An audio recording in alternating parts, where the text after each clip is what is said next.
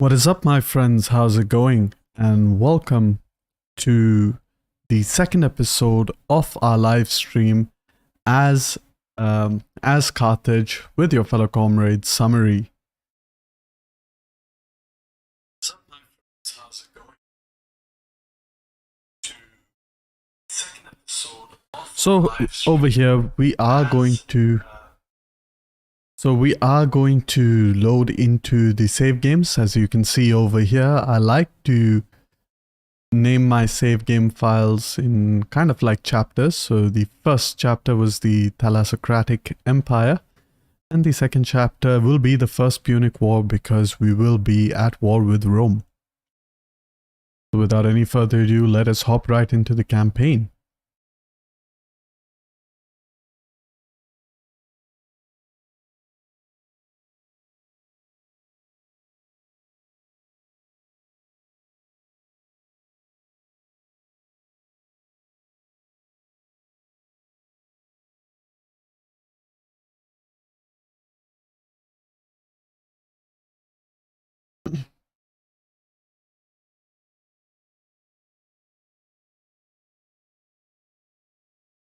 Alright, so here we are in the campaign, and as you can see, we had taken Syracuse in the previous turn, and currently we have two armies. This one over here, Army 1 Africa. I'm sorry, just have to turn off the notifications of my phone. Alright. And as you can see over here, we have the Army 1 Africa, led by our Chauffet Hannibal, who is the grandfather of Hannibal Barca, the more famous Hannibal Barca. Meanwhile, we have Mago over here, currently in charge of Army 2 Sicilia. Meanwhile, all the way in the west, we have Gisgo of the Hananid dynasty, leading Army 3 Hispania, which is slowly building up. The objective of this episode would be to conquer Ars and to start gaining a foothold in Iberia. Iberia is fairly splintered thanks to the submod that we are using. Meanwhile, things are looking fairly decent in our empire. Public order seems to be under control. However, we do have a situation with our political situation, so there is going to be an issue. We could end up with some civil wars if we are not careful. We are just protected for 4 more turns. So we are going to have to kind of get these houses in check before those 4 turns end. And I was recruiting a mercenary Greek hoplite here to replenish this army. However, I will need to build up this settlement. So I am going to promptly do that. And I guess there's nothing much else to do in this first turn, as I usually tend to save my games at the end turn. So I'm going to go ahead and end the turn, and pretty soon our relationships with Roma is going to deteriorate, and we are going to be at war with them soon enough. However, just by looking at Roma, they do look terrifying. They have 3 full legions that I can see. The remainder could be in the fog of war, and I have no idea where exactly they would be.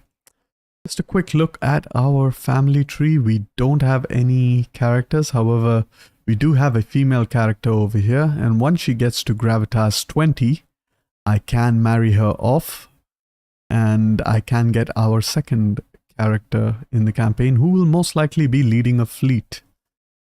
Meanwhile, before I end the turn, just a quick look at the province of Africa. It is generating about 7,000 gold per turn, and we are speccing it for food, as Carthage and the Barcid dynasty have a lot of modifiers that affect agricultural income, so we are focusing on that agricultural income in this province. Eventually, I will dismantle this mercenary camp in favor of stacking more economically viable buildings in the province. However, let's go ahead and end the turn.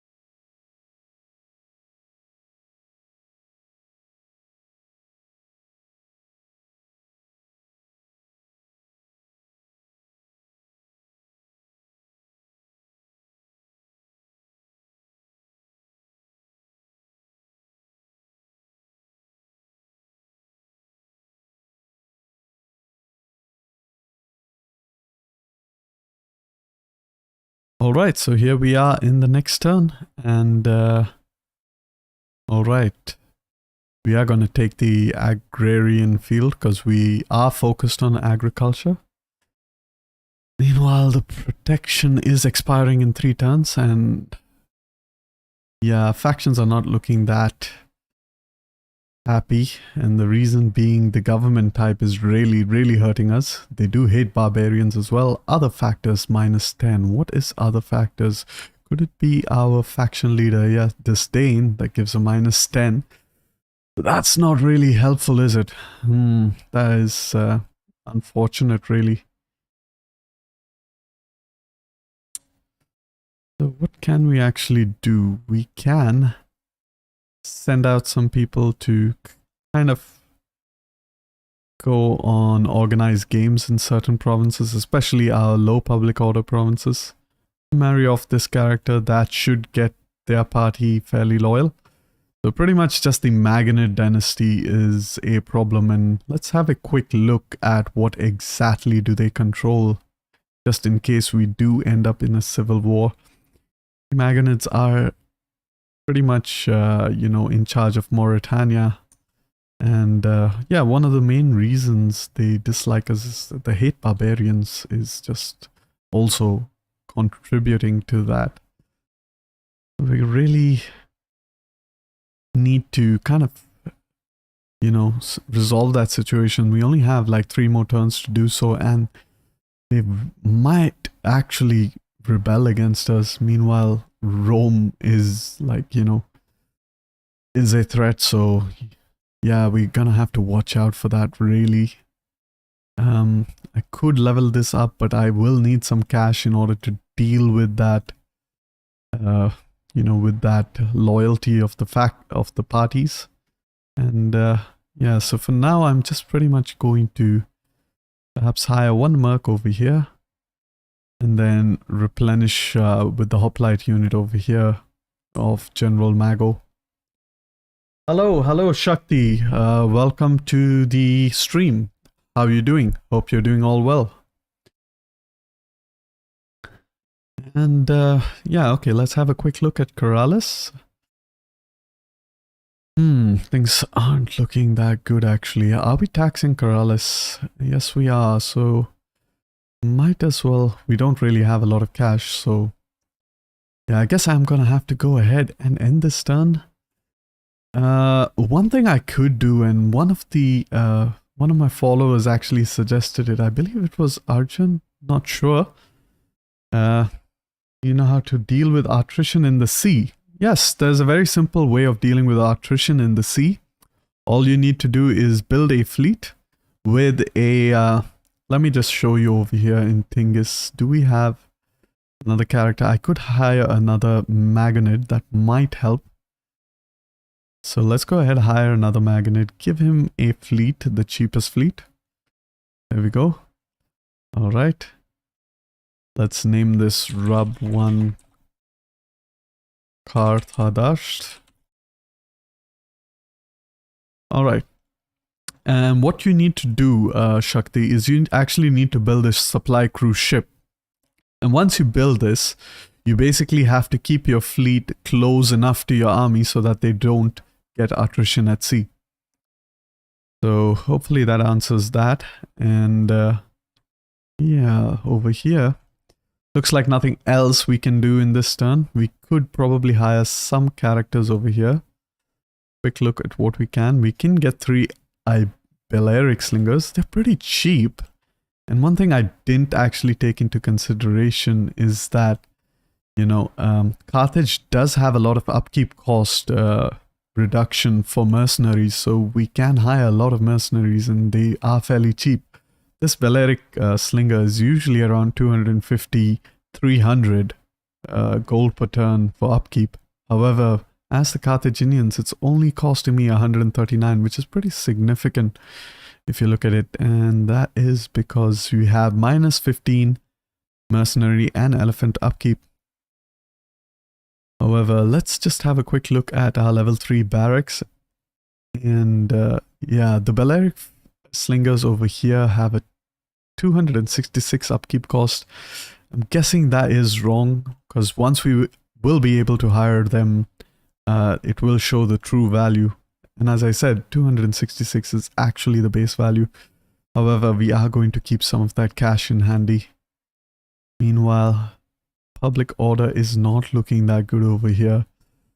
I can get some gravitas. I could hire another Magonid, and I'm actually going to do that. And I am going to send him on a diplomatic mission to the Massaisli. Alright, so we are getting our politics under control. Hey, what is up, Andrew Fish? Oh my god, welcome. Welcome to the chat. Glad to have you with us. Hello, I love your videos and your playlist kind of inspired me to use elephants till while on. I don't know what that means. Your 11th Mauryan campaign, but totally love it. Yeah, still on, I'm guessing. Yeah, okay, still on your 11th. Yeah, I'm glad you're liking it. I really like to kind of show how I play the game, really, rather than, you know, just purely entertainment purposes, because I do believe there are not a lot of videos out there that really show the little bit of tricks that are there in the great game that you can use to your advantage.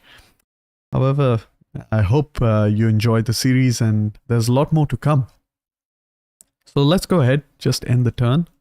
One of our characters has leveled up, and it is our dignitary over here. So we are going to get that extra tax rate, further up that tax rate, and go for the food and growth rate modifier. And with that, we can end the turn.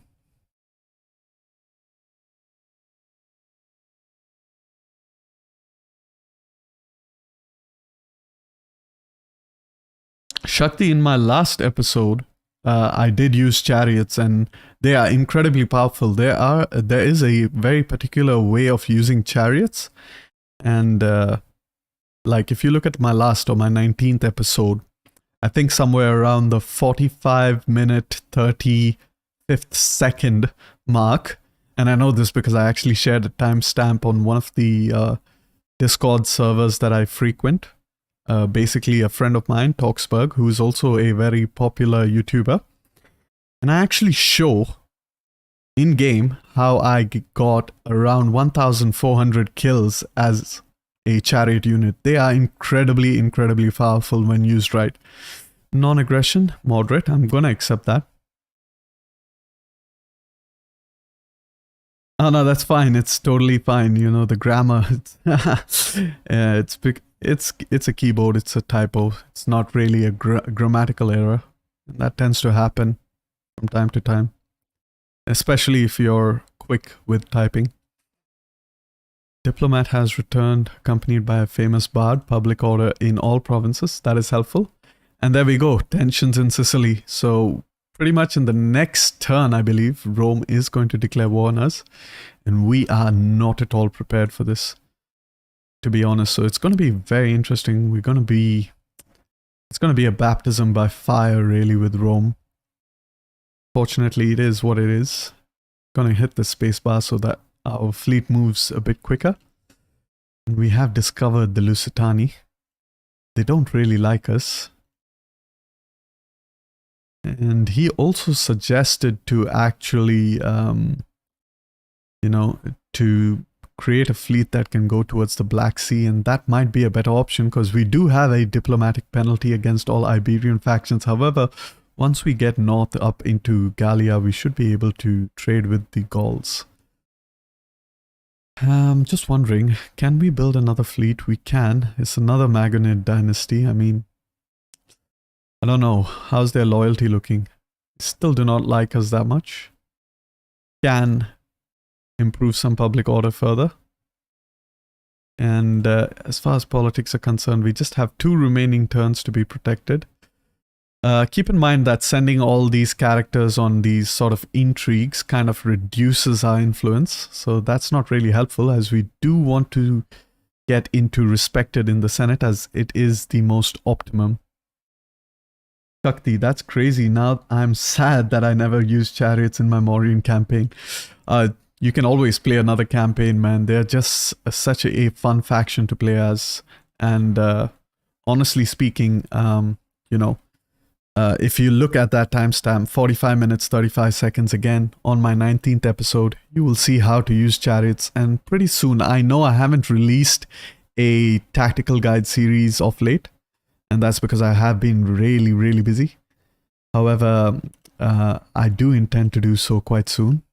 And my next episode will hopefully be on chariots and how to use them. And of course, ranking what, in my opinion, are the top 5 chariots in the game. All right, let's go ahead, name this fleet. We got to be a little bit careful with this fleet because he will be sailing into unfriendly waters. So we're going to have to kind of move around and go towards the Black Sea. Perhaps try to, gain some trade agreements all the way over here. And I usually never do this because, I'm pretty much boss mode with the economy, if I have to say so myself. However, I had a good suggestion from one of my followers, so I am going to, implement that. And, right, I can upgrade this to get better armor.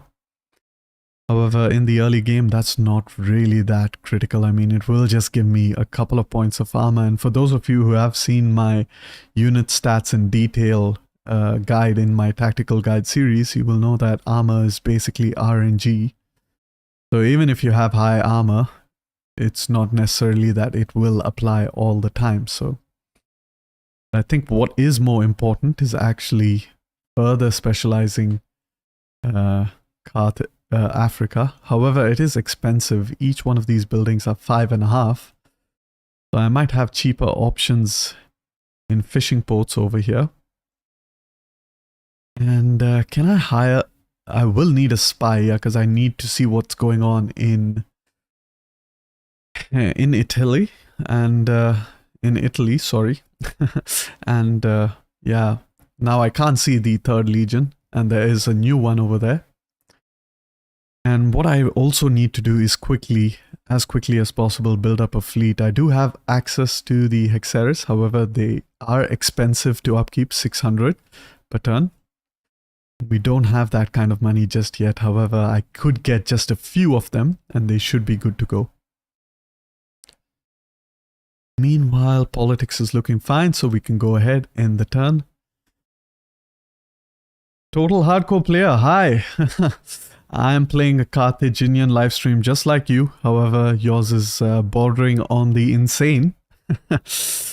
For those of you who don't know, Total Hardcore Player is a fellow creator and he has embarked on the ambitious This is Total War achievement. I suggest you guys have a look at it because he has a totally different playing style and he's really good with tactics, honestly speaking, and there are quite a few things I've learned from his stream. Everything are RNG, though armor or defense are both RNG.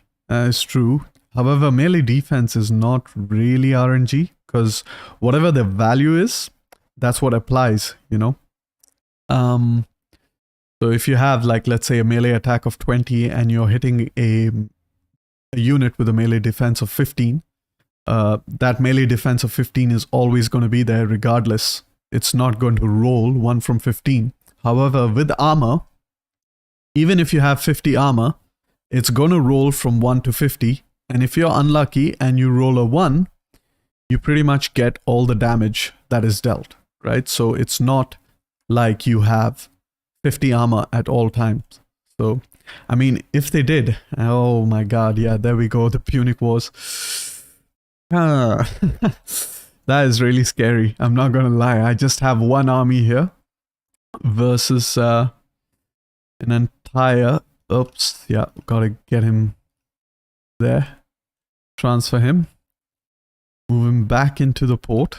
Gonna have to go back and we definitely need a second army over here. Meanwhile, ours is defended again, so that's not great.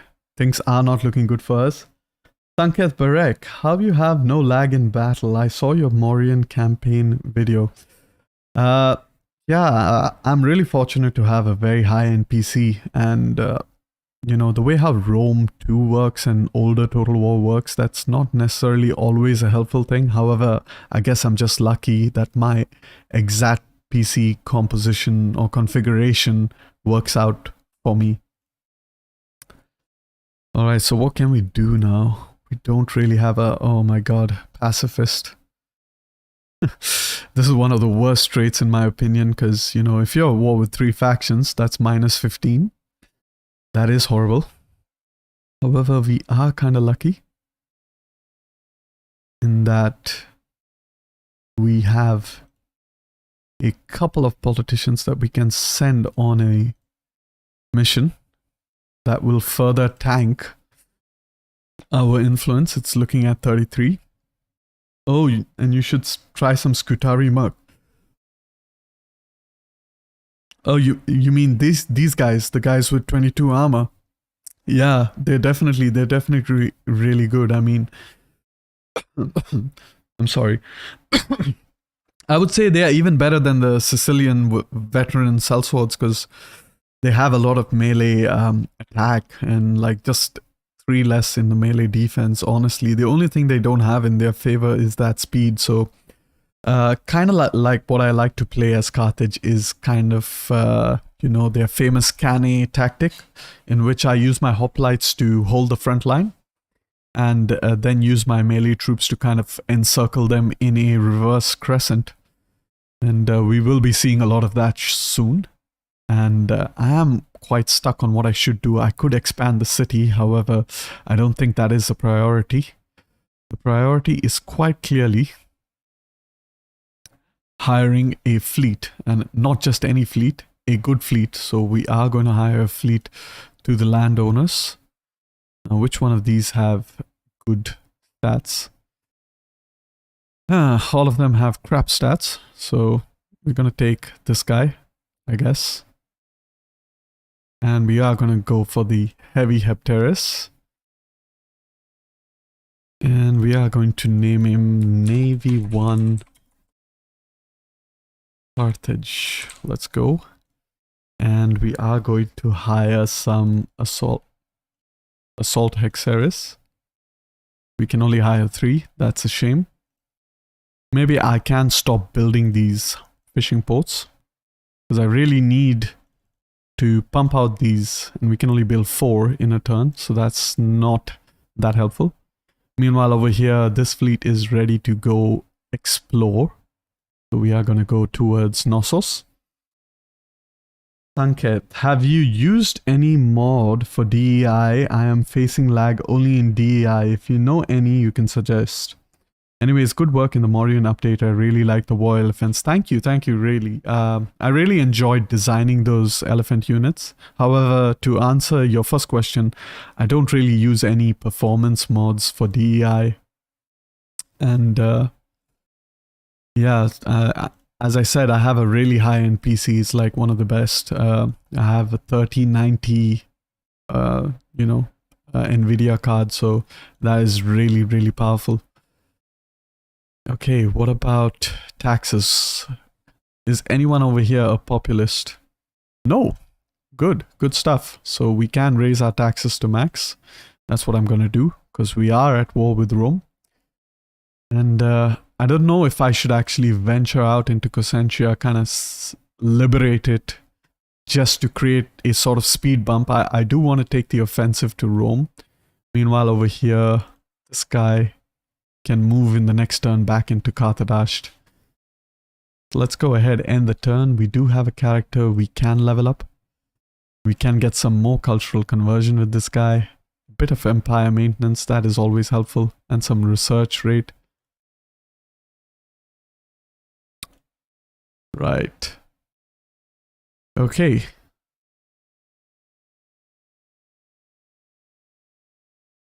And in the next turn, I have to remember to get that spy. Yeah, I guess reducing your army size ratio. And Ankit, one of the things I tried long time ago that actually helped is to actually turn off the unit banners in the battlefield. And it should be there in, I don't remember, it's one of the options, okay? And you turn off the banners, and that actually significantly improves the performance, because these banners, they have little icons of like, you know, the unit stamina, the formation that it's in, you know, etc. And that actually creates a lot of lag. And back when I had a, you know, a low-end PC, that's what I used to do, and that significantly helped in battles.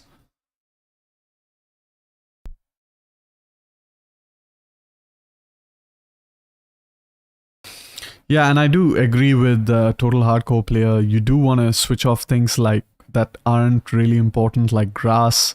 I would say switch off the sky, for example. You're pretty much going to be eyes on the ground at all times. You front, oh, yeah, that's not looking good. That is not looking good at all. There is a technique that we can use to actually defeat this army. Oh, this pirate thing. And the thing is, if you kill the faction leader, you pretty much kill the entire fleet because you wipe out the faction. However, I can't do that just yet, so I'm gonna have to just select a general over here. Carthaginian bodyguard.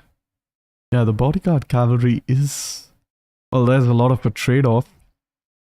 It does have... yeah, this one has a lot more armor.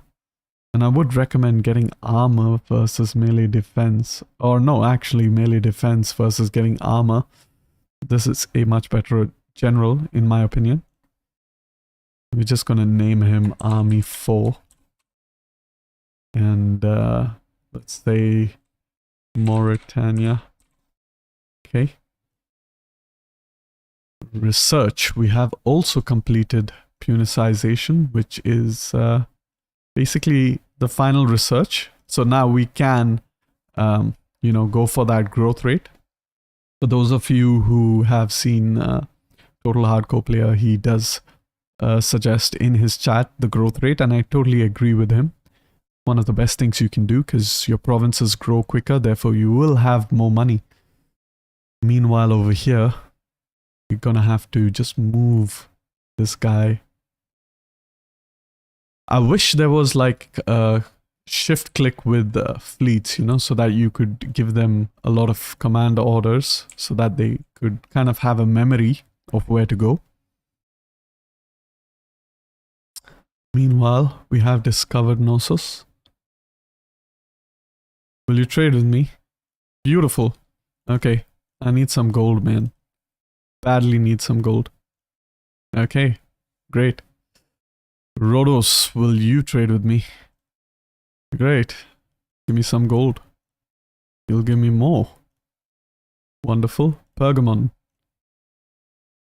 Trade. I really have to thank the guy who suggested this. I never really do this, but it is coming in handy in this particular campaign. And I already have a trade with Athens. Sparta, do I have a non-aggression with you? You will not agree. Egypt. Now I could trade with you. And I am going to do that. I could end up angering the Kyrenike and the Nasamones. However, I already have some relationships with the Nasamones. The Galashi, will you trade with me? Nope. The Lusitonan. Also no. Editani. Let's have a quick look of what's going on in Iberia. Yeah, things are not looking so good over here. However, we have got a bit of gold thanks to, you know what, instead of getting an entire barracks, you can see the Scutari. Nice. We have 2 avenues in which we can hire the Scutari, and they should have the exact same stats, so I'm gonna go ahead hire them. Get another hoplite unit. And yeah, I think we should be good for the turn. Public order is looking pretty decent. I could get another harbor. It will help with my economy. However, I do want to get that spy. And which spy is good? success in all actions. That sounds good. And I also want to get a dignitary if I can afford him. However, I can't. Just a quick look at politics. Holy smoly. Provincial initiatives. Right. That is because these guys pretty much own these provinces. That should kind of get them under control a bit. Meanwhile, over here, nope. I guess the only thing I can do is reduce taxes up again. That's quite risky. Meanwhile, over here, pacifist, right? That's because I am fighting against the pirate faction. Sicalia. Could get that public order up there real quick. Yeah, it's not looking good. I'm losing a lot of influence just trying to keep these guys loyal. All while trying to, you know, stay safe against Rome, I guess. They haven't been on the offensive just as yet. However, seems like I spoke too soon. You can see 1-2 in Rome. One was in Cosentia. One full stack in Taras with 2 small stacks. So we're looking at 4 full stacks and 2 small stacks. I really need that fleet.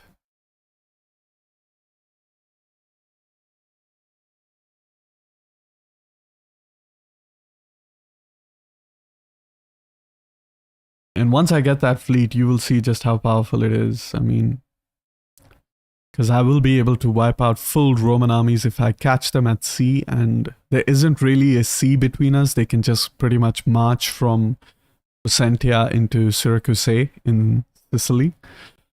However, if I do, you know, blockade one of their cities, they might choose to, you know, sally forth and attack me. And if they do that, they will pretty much lose their army, which is what I'm going to try to do.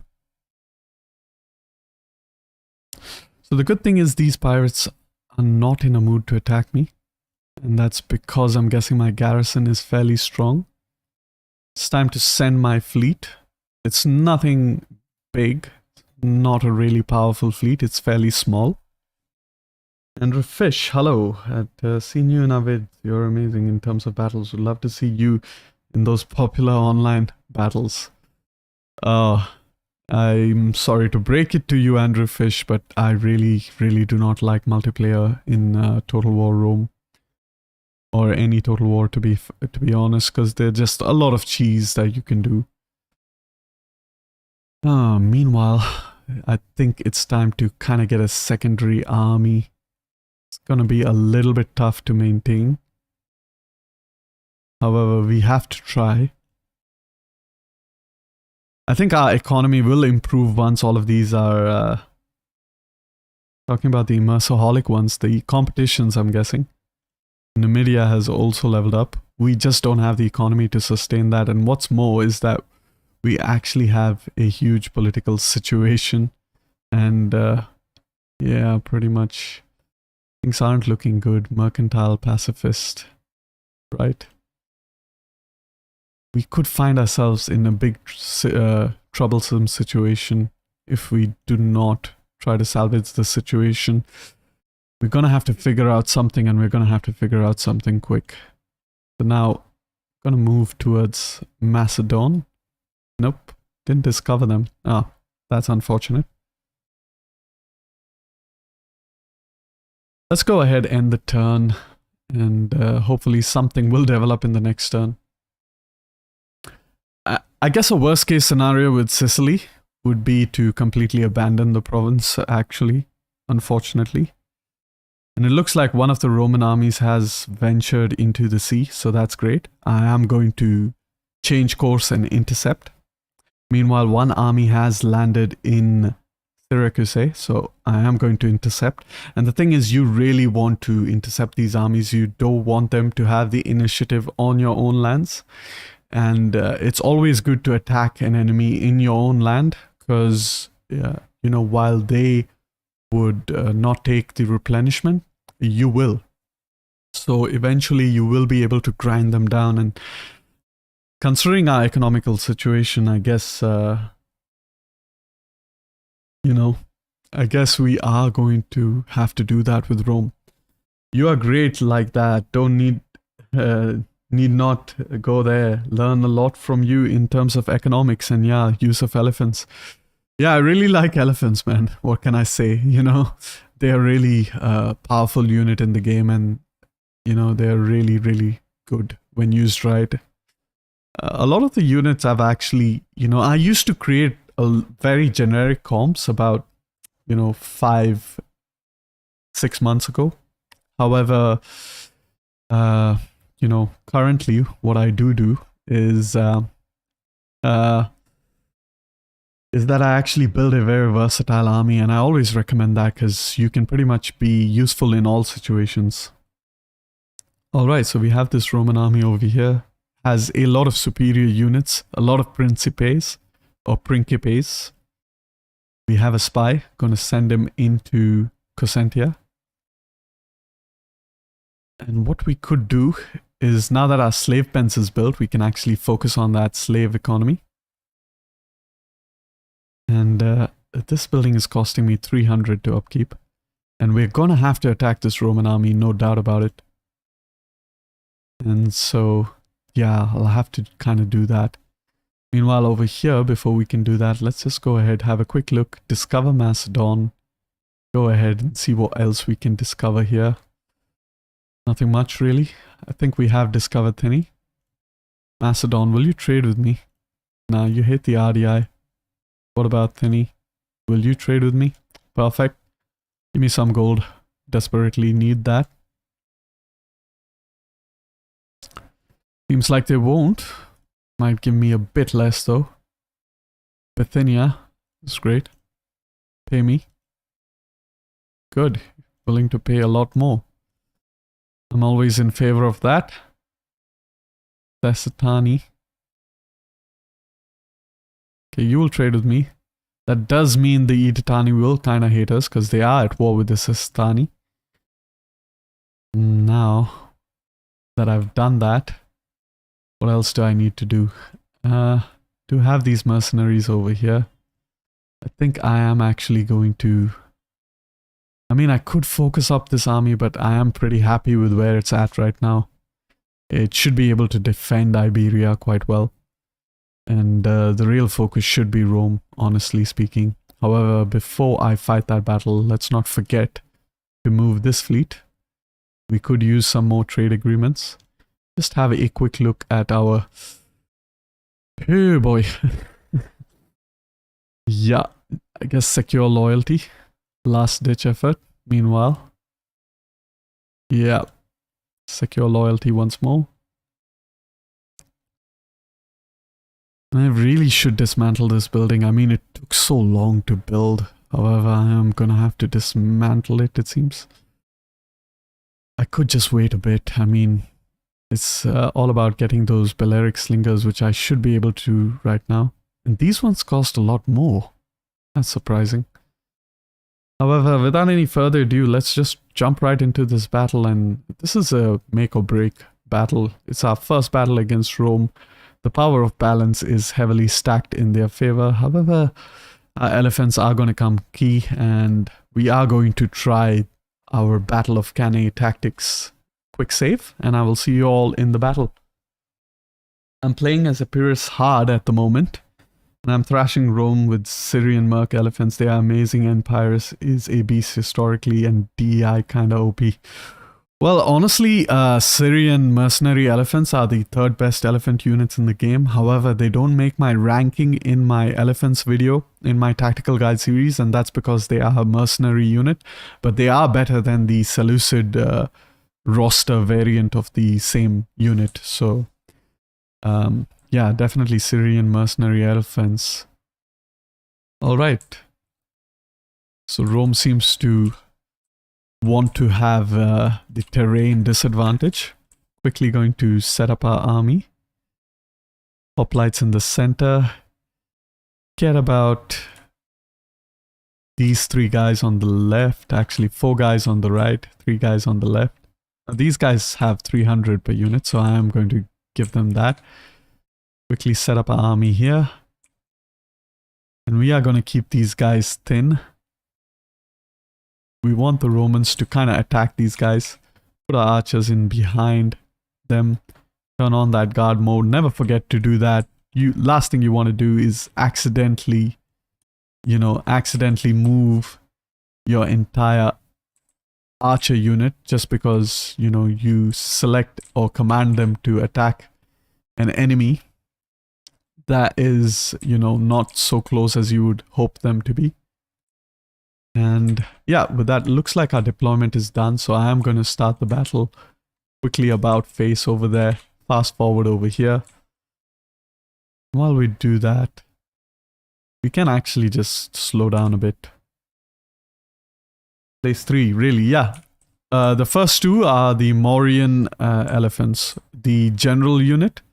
Although I wouldn't really rank it as first because it's just a general unit, However, I did just purely because you can have as many generals as you want. It's only limited by your caps, army cap. However, the Mauryan tower elephants, they are incredibly insane. And one of the things we do have an issue is the Roman cavalry. They are going to be a lot better than our own cavalry. We do have Numidians. They have the speed advantage. However, it's not that much. It's just a speed advantage of 1. And if this Roman cavalry goes into wedge formation, they will nullify that speed advantage. And our Numidian cavalry are quite lightly armed, so they're not going to do well in melee. So we're going to have to keep a watch out for that. So just quickly fast forward over here. Going to keep moving our army. Hold down the control key and your army marches rather than runs. This is good for 2 reasons. They maintain their formation, their cohesion, and at the same time, they do preserve a lot of their stamina instead of... yeah, I guess it was Andrew Fish, was it? Talking about the immersoholic... was it Andrew Fish who asked for the frame rate? It was Sanket Blank, right? So what you can do, one of the things you can do, is go to options, not game settings, battle interface, and switch the flags to off. I think it's this, never. And when you click it, that goes off. It's kind of bad because you can't really see what unit is what. However, if you are really desperate for that frame rate per second, this really helps out. And we are going to take the high ground a little bit. I mean, we are going to need every bit of advantage we need against this heavily stacked Roman army. And now I guess we can kind of run a little bit because we are approaching closer to the enemy, so we don't want to get caught out. The old man in the axe merc band gave me a laugh. Yeah. I just recently designed this unit card, by the way. They did get a visual overhaul. And so I get requests from time to time from DEI to do the unit cards. And as of now, as far as I know, I'm the only guy who's doing the DEI unit cards. So if you see any new unit cards, most likely it's from me. So okay, let's slow down a bit. Gonna have to move a bit more forward. On the left, they do have some light spear infantry. They're not going to be a lot of trouble for our melee units. Gonna have to run a little bit, and this slight hill might not seem like much. You can turn on the foliage just for a bit of beauty. Might not seem like much, but it does add a terrain advantage. Meanwhile, I am going to set my cavalry on skirmish mode because I really don't want them to get caught out. Quickly run into position. And here you're going to see the Battle of Cannae tactic, hopefully. And we are in range. However, they don't seem interested in engaging us just yet. And I don't know why that is. Maybe they want us to get off the hill. I don't know. Turn on the hoplite formation. Hoplite formation is really good against missiles. If I click one of these hoplite units, you kind of get extra shield value, which helps in your frontal defense. Although this does say melee, I do know it helps the block chance as well. So it's always good. And yeah, we're gonna have to slowly march up our army because they really don't want to engage.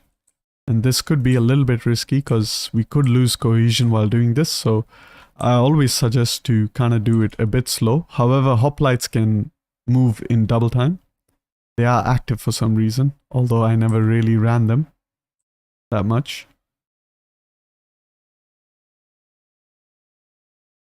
Get our hoplite units. As long as they're attacking our hoplites, I don't really care. And here we go.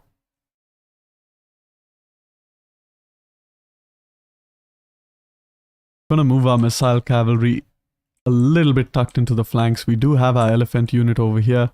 We want as many units to engage this hoplite unit, so I am gonna stop the hoplite formation from moving so that there's enough distance between me, the melee units here on the flank.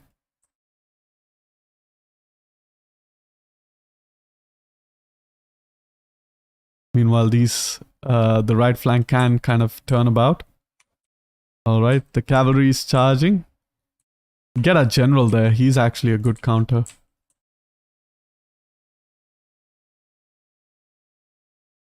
That's great. Now we just want to fire everything into that cavalry unit. Meanwhile, just gonna select click on the hoplites. Gonna quickly charge the flank over there. General, move him to the side. A good exchange. We killed about 9 of their troops. Meanwhile, the enemy doesn't seem too committed to attacking us. And their general, of course, charges into our hoplite formation. So that's, I'm not going to complain about that. Where did their cav go? I guess he kind of went into the flanks over there. Alright. Get these guys a bit forward. They are lightly armed. And we do want to move our hoplites like this. We want to stop the attack order on that one. Get these guys here. And now that they are engaged, we can use our general to charge over there. Meanwhile, these guys not doing too well. These guys up there. Get the Numidians on the right flank to kind of engage. Get the general to charge. Inspire. And their melee cav is losing decisively. It shouldn't be too long before they are done.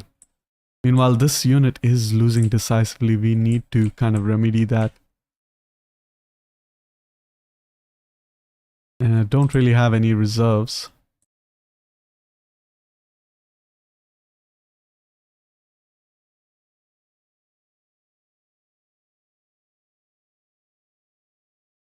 Is it still losing decisively? No.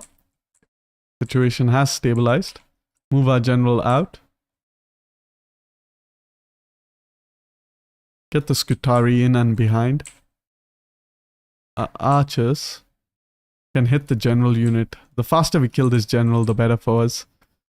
And yes, as you can see, our Cannae formation is coming in nicely. Elephants have done well over here.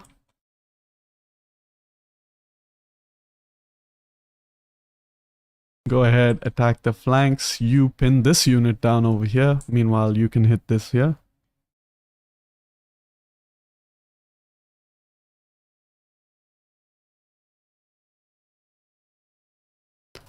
This unit can now flank, and the general can rear charge. This Numidian cavalry is done using all the ammunition. Elephants getting charged. But this is wonderful because our Numidians can kind of charge their general. It's safe to do so. For those of you who have seen my Mauryan campaign, you'll know this combination works wonders. Meanwhile, we have some Triarii or some kind of hoplite unit. I'm guessing it's their AOR kind of unit, so I'm actually going to pull out of there.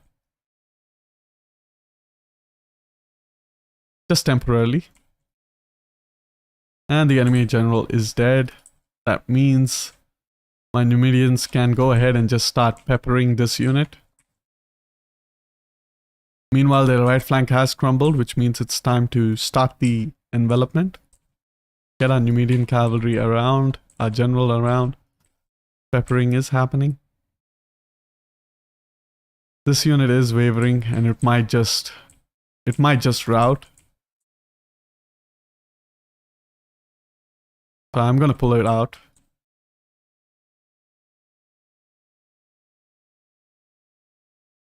And it did manage to get our elephants stuck in that hoplite formation. However, I'm just gonna keep spam clicking over here to keep them moving. This is one way you can keep elephants moving. Get these Numidians to hit these guys. Keep the elephants moving. Great.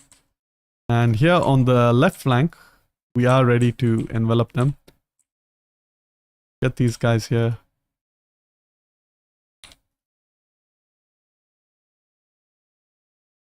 Elephants can turn around now, attack these guys. The entire right flank is crumbling, and even this unit should kind of like get absolutely destroyed by a rear charge of the elephants. Yeah, not looking good for the Romans now, is it?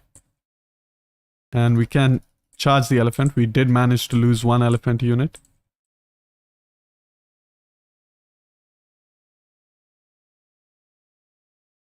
And as you can see, the Battle of Cannae tactic is coming along quite nicely. We have kind of encircled the Romans. Meanwhile, yes, get our elephants in there. General can inspire, kind of hit that hoplite unit in the rear. And we can kind of fast forward because it's pretty much done and dusted. We are going to continue. Quick pause over here. Select each cavalry to run them down. Meanwhile, lock the formation of our archers so they select each individual unit. Fast forward. You can chase that one, and there's one big blob over here. And we want to make sure we kill as many Romans as we can. We have a cavalry unit here. Just go ahead and attack those guys.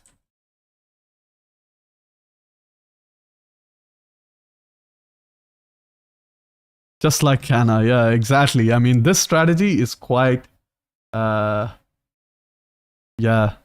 So when a powerful cavalry unit is engaged with elephants, right? What happens is they actually dedicate all of their attack on the elephant, and pretty much your lower tier units can pretty much counter even high tier units. I show this in my elephant tutorial on my tactical guide series, in which I use the worst shock cavalry that the Mauryaans have against the best shock cavalry that the Parthians have, and in fact the best shock cavalry in game.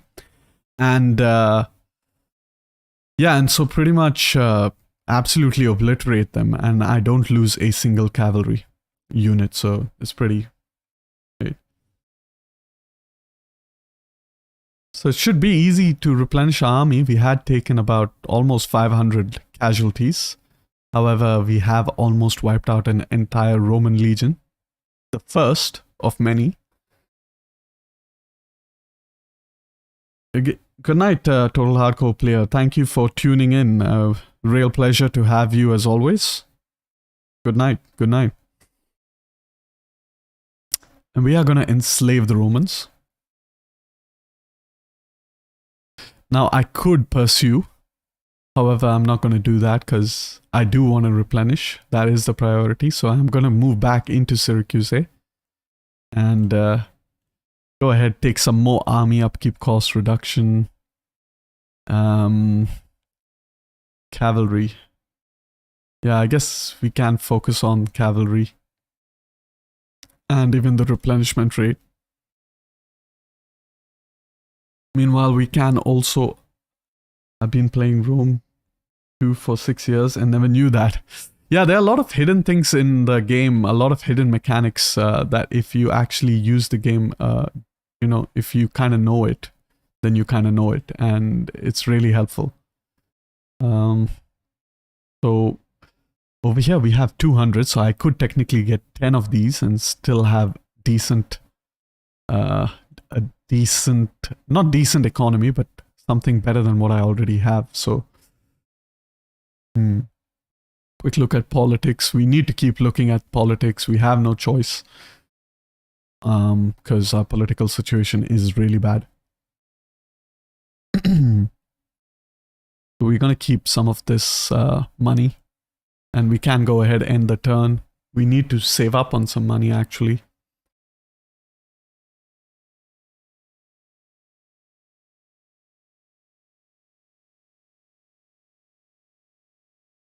Awesome. The Roman army has gone back onto the mainland. So I guess our attempted naval attack on them is not gonna, it's not gonna come to fruition. However, I am going to besiege Taras and hopefully they will attack me over there. Meanwhile, I really hate our client states. They don't really go across the African Sea to engage the Romans. And if they do in this campaign, I will be really surprised.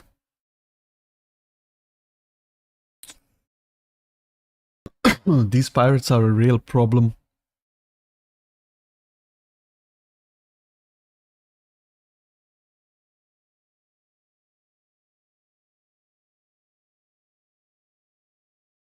Trade agreement. You will pay me. Nothing comes free, especially when you're getting all my resources. And I am getting fish from you, which I already have, by the way.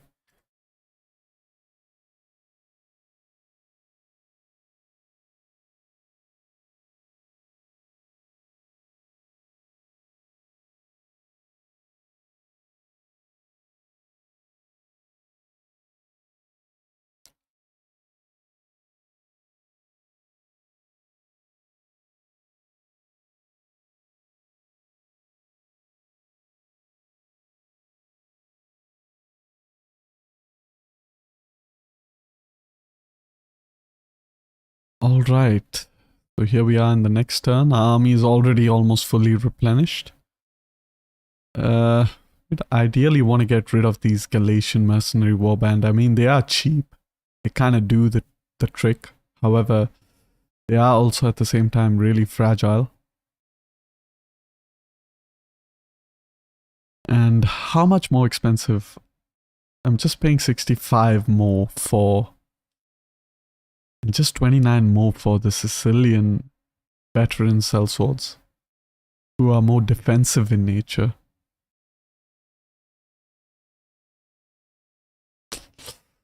That's a real dilemma. However, economy-wise, we are doing pretty good, so I can try to now get a second army. Move our fleet towards Taras.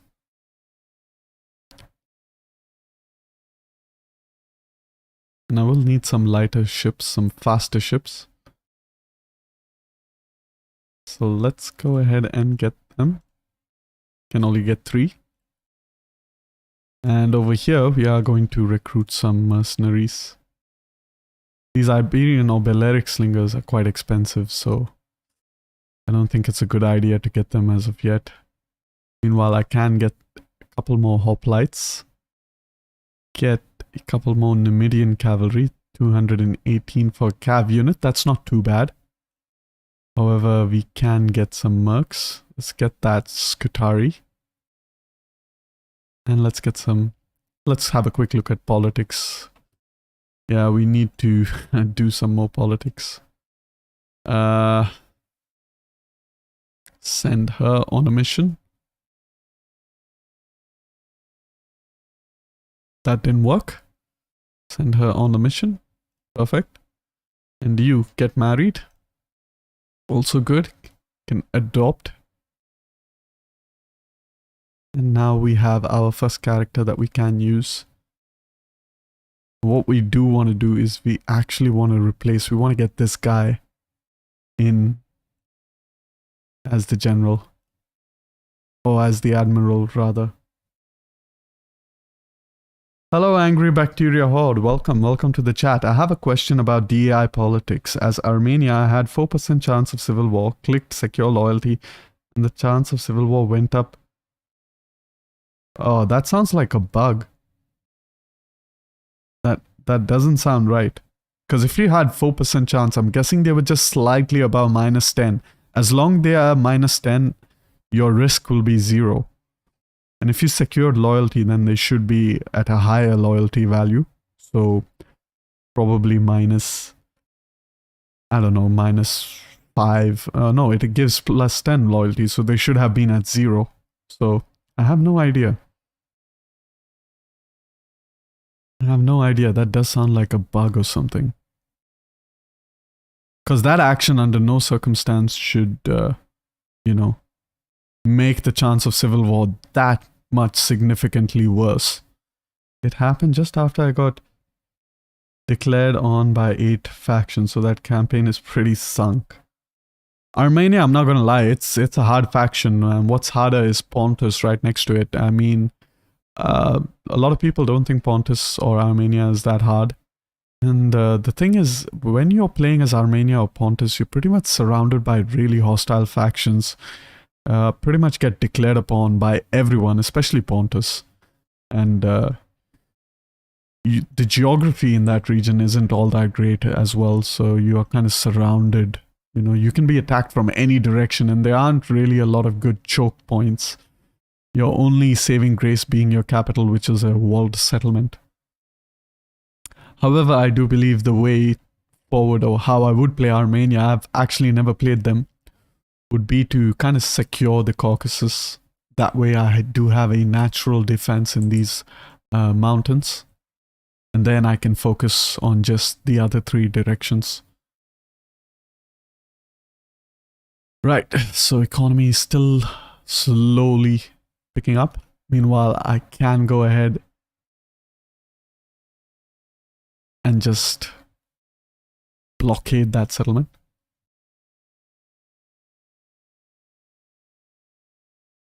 Now over here,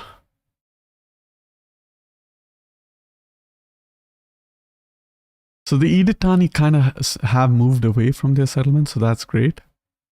So I am going to focus on, you know, getting up this army as much as I can. And I do want to move them as close as I can. And can level up our champion as well, so that's good. Meanwhile, our loyalty, always looking bad with these guys. And so I'm at -12. I have a risk of 1. However, sometimes the game is really annoying. And even a risk of 1 is too much. So I always like to keep that as low as possible. So not really much I can do in this situation. I am quickly running out of money. Taking out ours is pretty much my only hope at this point. We are going to go ahead, end the turn after we level up this champion as well. Get that army experience. Further campaign movement is always helpful. And go ahead and end the turn.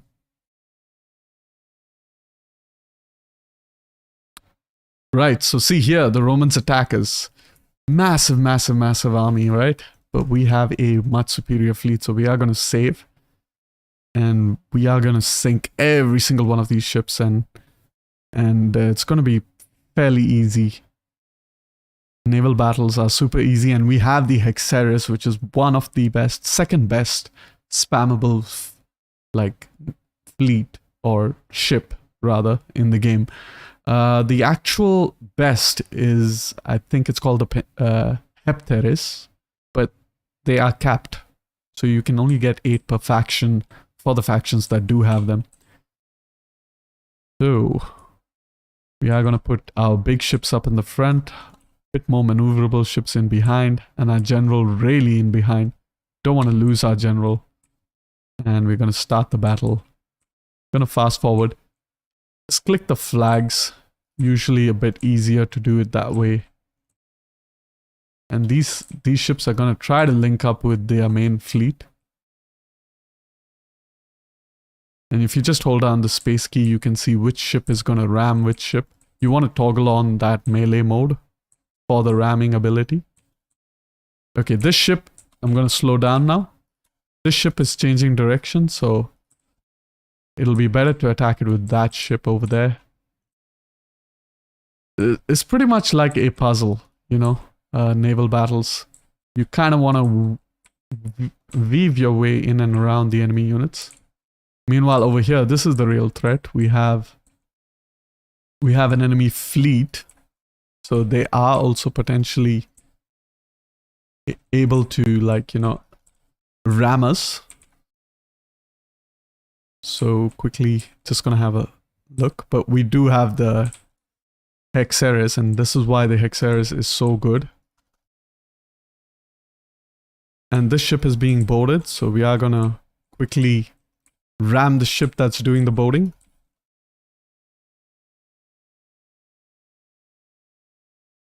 And now it's no longer being boarded. Gonna move all the way over there, get in our other ships. Want to switch it around.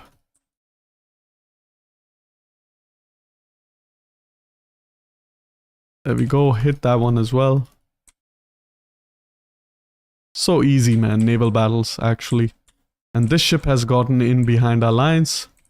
So we need to do... And over here, this is what I'm talking about, the puzzle. So this ship can easily move to the left, whereas this ship, well, doesn't seem likely, but ideally this ship could have moved this way.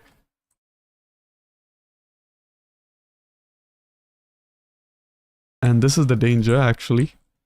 Now that we're done this, we just want to quickly reform our lines. And these ships can, you know, sail a bit faster. Meanwhile, this is a general ship, so it is a bit tougher, so you have to ram it several times. And down it goes. Line up all our ships. One last hit on this one, come on. You got this. Nice. Okay, now it's pretty much a straightforward battle. We only have transport ships. Gonna get our general in and behind.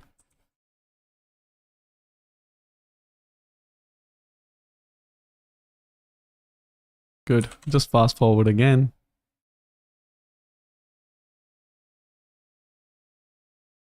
Get our ships a bit in the front. All right.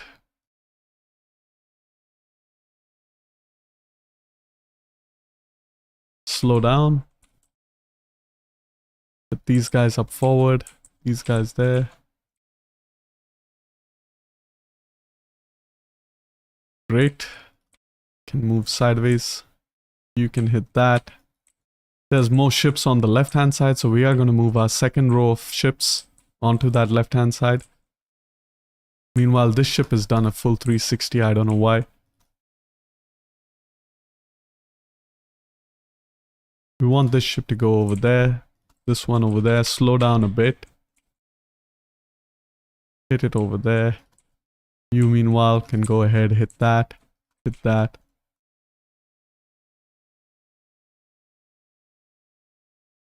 Get these guys into the battle. Go ahead, hit there.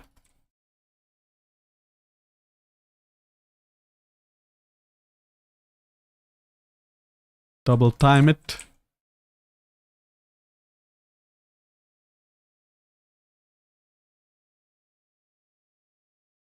Move this guy over here.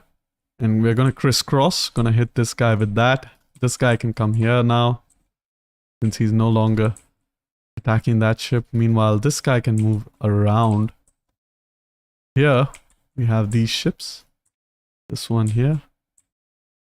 And double time it with this guy. This guy can go ahead, hit there. We're almost done. So I'm gonna fast forward it. And there we go. Like that. Wiped out 6,000 units, losing only 107 when you have a fleet so small. And that's why fleets are so powerful. Pretty much took care of Rome, and we might actually even get the city. Although that could be a little bit dangerous. I should have actually left one ship at least, so that I wouldn't have taken over the city. However, if I do take over the city, I'm just going to quickly disband my fleet. And we can enslave the captives, or we can ransom them. I am just going to enslave them. And we have captured that city.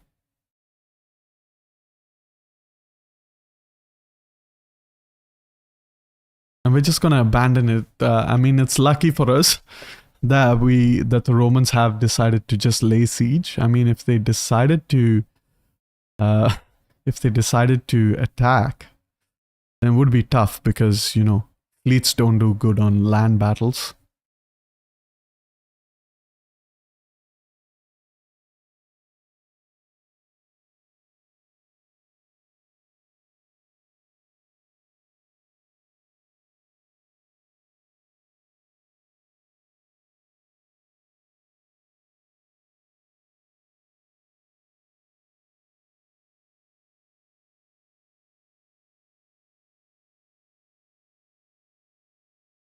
So we're just going to keep moving around the Roman coast and hitting their eastern coast. That's the plan. Trying to divert their armies from, you know, just going straight into Sicily. So kind of give that distraction to give us a little bit of breathing space so that we can hire that second army. And once we have 2 armies, then I will be more confident to invade Italy. It's still not going to be an easy task, but I will definitely be a lot more confident doing so than with just 1. We're going to go for the cultural subjugation. Spy has leveled up. Great. We're going to move our fleet out. And we are going to move him towards Asculum.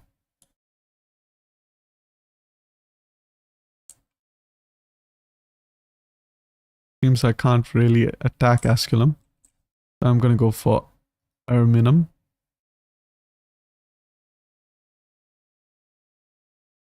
Okay. Can we get some merc ships? We can. However, do they actually also cost less as Carthage? No, not really. Okay, get that upkeep for the ship. Public order. Just go for cunning, I guess. Campaign movement. That's quite useful. And over here, do we have anything for ships? Upkeep for all land units. That's actually pretty good, but it does give a -4 morale.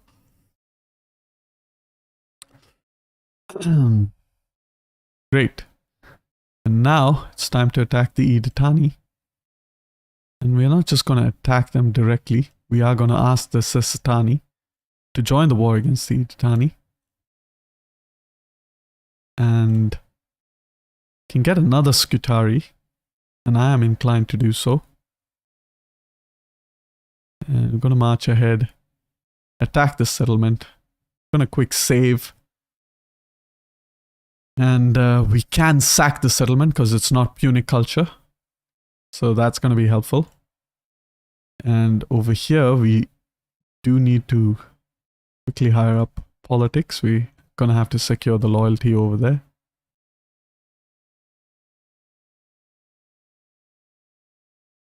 And I can promote some characters. That should keep them fairly loyal to me. Okay. That's great.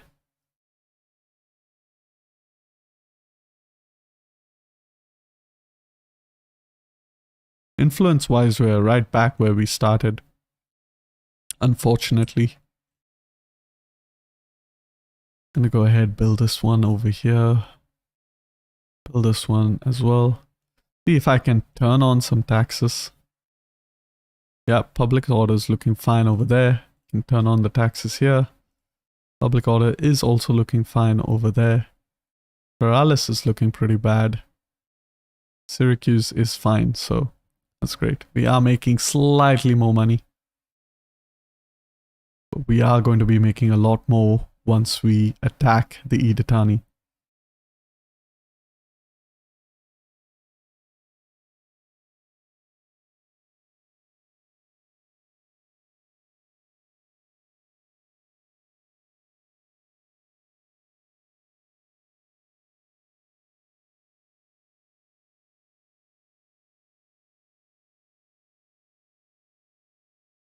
They do have a massive garrison, and it's not going to be an easy fight, honestly.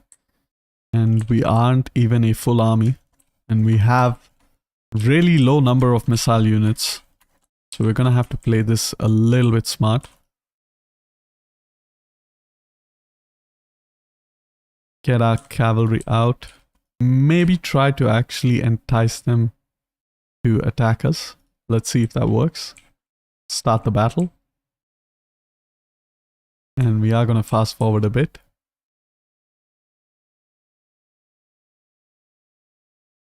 And I don't think they are gonna attack us, so we are going to just try to, you know, get them to come to us with our cavalry.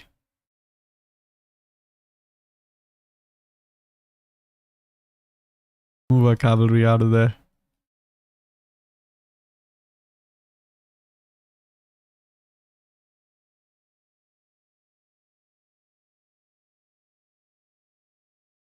Get our hoplites into this narrow corridor. Meanwhile, our cavalry can come back onto this flank.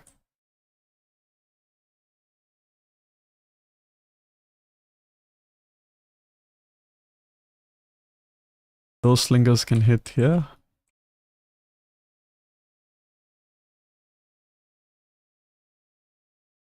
Get all of our melee over there. Get our cavalry on the right flank into the left flank. Get rid of these guys, that's good.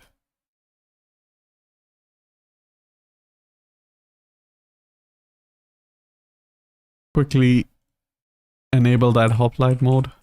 Gonna slow down the battle now a bit. Our melee troops are making their way around. And we can fast forward once again. Everyone seems right where they should be. Get our general up close so that he can inspire the troops.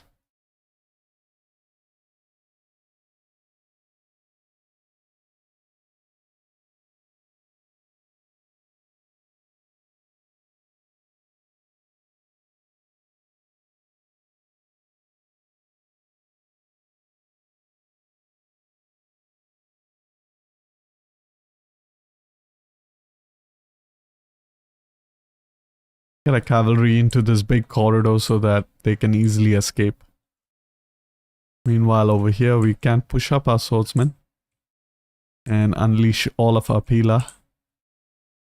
They have abandoned their slingers, so we are going to go ahead quickly.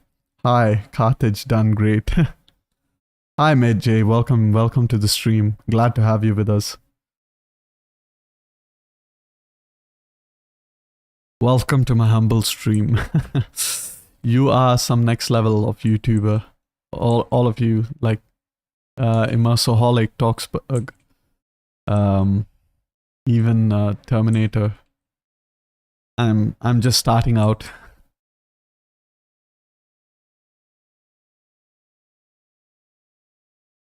Hey. Let's charge these guys. Yeah, pretty much it's done and dusted now. They shouldn't be able to do anything now. Can just move our hoplites into attack.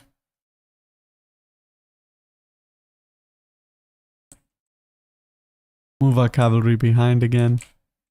Get this cavalry closer. Alright. Should be pretty much done now. Select our hoplites, reform the line.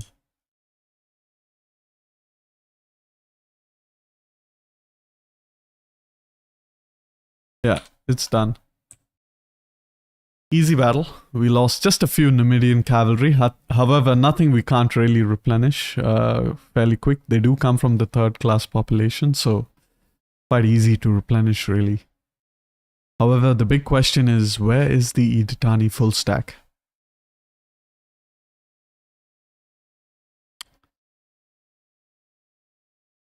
So I'm actually quite liking this army composition as an early game army. It's not too bad. Pretty good, pretty decent. And it will be what actually helps us defeat Rome. Especially that first battle kind of gave me confidence. And we're going to go ahead and loot this settlement for that money. And that little tunic that guy had, yeah, that's one that I designed as well. And All right, so here's another thing I learned, and it's pretty much when you raise a settlement, right? You get a lot of town garrison. So what a lot of players do is they actually repair the building, right? And then in the next turn, they convert the building. And as you can see, the garrison is 16, 93, 135, 90 local tribesmen, 54 local bowmen. The better thing to do is just dismantle it. And if you do that, then you straight away get then you straight away are able to kind of get we're just gonna you straight away get a lot of garrison, and you will see that in the next turn. So right now I don't know if the Editani has, they are over there, all the way up there. We do need another spy, so I'm gonna get him. Nothing really that great. However, this line of sight guy should do just fine. And in the meanwhile, Rome is besieging an empty Taurus. Just attack him. Actually, just going to keep him there. Let's see how long he tries to lay siege to it. I mean, he should attack in the next turn. Meanwhile, just by looting that settlement, you can already see our income per turn has increased significantly to 2,852. Carthage is making about 9,000 now ducats per turn. So that initial investment in Carthage is really paying off. Meanwhile, I can't really use these barracks for anything as of yet, so I might actually go ahead and just dismantle them. And you know what? I'm actually going to build one of those temples, those really powerful temples, and I'm going to take a call over here and actually upgrade my trading ports in the hope that I will have an even better economy. One of the main problems is actually this pirate fleet, and if we can deal with them, then our economy should do even better. So with that, it looks like I can go ahead and end the turn. And we do have some characters that have leveled up. We have our governor over here, so we can get that public order because we are losing a lot of it quite quickly. Army 3 Hispania has also leveled up. So focus on that replenishment rate. And even our spy over here has leveled up.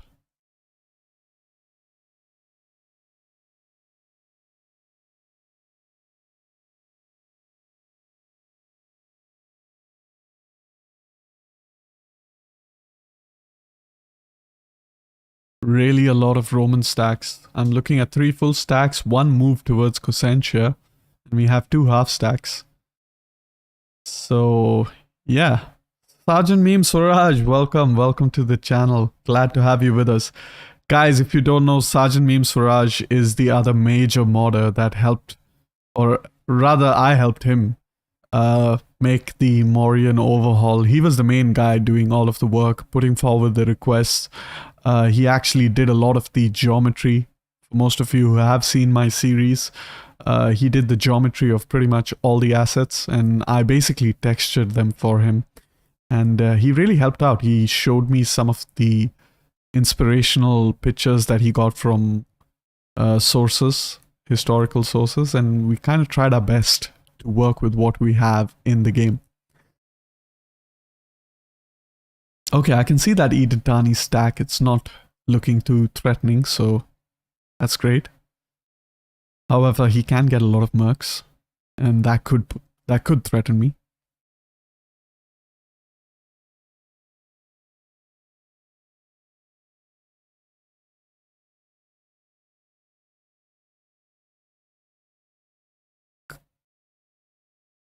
Pirate, okay.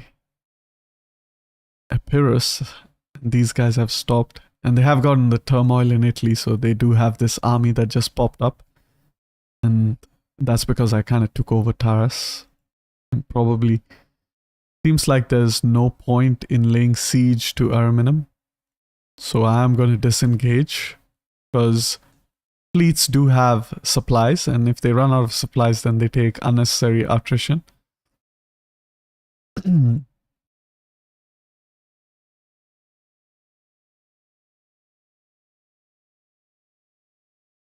Meanwhile, over here, I can get this extra building. This does consume a lot of food, so I have to be careful about that. So I'm actually going to build some fishing ports in anticipation of this building kind of taking away all of my food. Gonna have to stop building one of those fishing ports in order to build up over here in ours. And gonna build another temple. And as you can see, I actually demolished... how's the campaign going? It's not looking good, Sergeant Meme Swaraj. Actually, it's quite horrible. I mean, my political parties actually hate me. And the reason being is because I got this pacifist trait in the landowners. Apart from that, our government isn't really helping the Republic. And on top of that, our leader is disdained. So, yeah, it's pretty rough, actually, if you ask me. Right, so here in ours, if you remember, I demolished it in the previous turn. And just look at the garrison. It's almost full, right? You have the Libyan spearmen, the Libyan townsfolk, the Libyan javelin men, all at full capacity. And you have the Carthaginian militia and only the Carthaginian cavalry that need to replenish. However, they are very few in number, so they don't take long to replenish. So this is a much better strategy than actually trying to repair and convert the settlement. Now this party over here kind of hates me. I can't even secure their loyalty. It is really the pacifist trait. So I'm guessing I'm gonna have no choice but to... maybe I can promote? No. No choice but to kind of try and improve the public order in one of the provinces. Let's take Corsica and Sardinia. And I'm gonna go ahead and end the turn. The difficulty, normal. DEI recommended normal. I don't like to play on hard, very hard, and all that sort of stuff because honestly, it doesn't make the AI smarter. And I've said this before in my first episode. It only adds stats to the AI, which I find very, like, stupid. Like, it doesn't really make the game more challenging. If anything, it just makes it more frustrating, you know, that a unit of levy hoplites can beat a sacred band.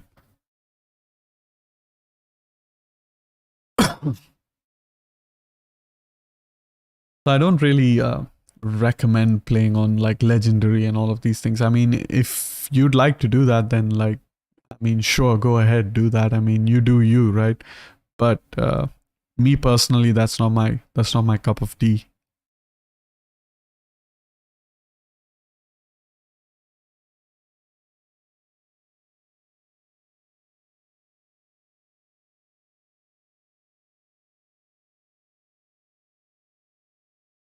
Now, I really want to kill this army as quickly as possible, this Editani person over here. And that is because it will help with the pacifist debuff that I'm getting. So I will get +5 loyalty for that party, which is very helpful. Every point of loyalty counts. And the Romans are actually taking so long to siege the settlement. And I have no idea why. Meanwhile, the economy is slowly but surely kind of leveling up. And I guess that gives me about enough time to replenish my fleet and then kind of deal with this pirate fleet down in the south. And a lot of my public order issues is from events, Qualler, and raiding, -10 on raiding. Meanwhile, I completely forgot about these fleets. So, gonna have to move them. Campaign difficulty. Oh, campaign difficulty is also normal. Like, isn't it the same? Like, the AI just gets buffs to like economy and sort. Like, you know, just flat stat increases and not really play a lot smarter. I mean, if that isn't the case, then I should definitely try legendary campaign. If the AI is actually a lot more smarter, aggressive, tends to defend cities a lot better, and so forth, then it's worth it in my opinion. Alright, will you trade with me? Prepare your ass. Unfortunately, I just have taken ours. 6,000. That's great. The Carpetani. Will you trade with me? You're at war with the Arrivaci. You're pretty much at war with all of these guys. And the Arrivaci, you are at war with... Yeah, the Arrivaci could attack me, I mean, or even the Carpetani. Oh, sorry, not the Carpetani, the Thirdetani. So I do have 9,000. So I can go ahead and level this up. And get a couple of hoplites as well. No, not hoplites. Get a couple of Numidians, I guess. And we do have... We're going to give them positions. That's always works out best. Should at least try hard. Okay. What are exactly the campaign difficulty changes, if you don't mind me asking? And we are going to go for city planning as technology. Building sanitation buildings are really important, especially in the early game, for that extra growth rate. And we're going to go ahead and end the turn. Yeah, so what exactly does like hard... I forgot to attack that Roman army. He's gone all the way back. I should have attacked him. I missed my opportunity. Attacking him would kind of have been kind of useful.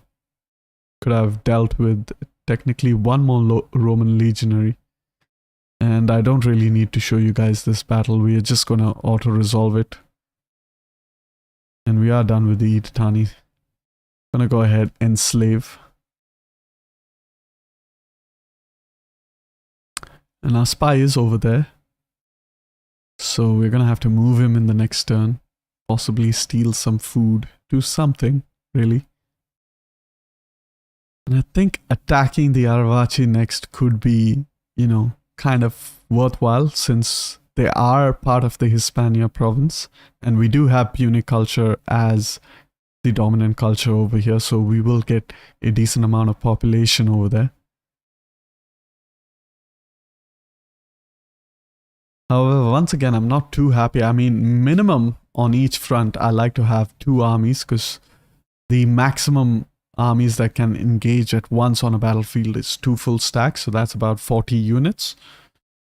So having 2 full armies really gives you a bit of confidence. Taras Rebellion. Okay, what's the political situation now? This faction hates us again. Hates barbarians. It's because we're making a lot of trade agreements with barbarians, aren't we? Xenophobe. What is xenophobe actually? Each faction we've established diplomatic treaties, so... I guess that's it for trade then. So... one thing we can do is just get these guys back into port over here and get you as well all the way back towards Qarthadastim, yeah? And I could get trade agreements with these guys, but that will really push the political situation. I mean, I do have xenophobe and hate barbarians. And I don't really know if I want to... However, I can secure loyalty. So I guess I might as well do that.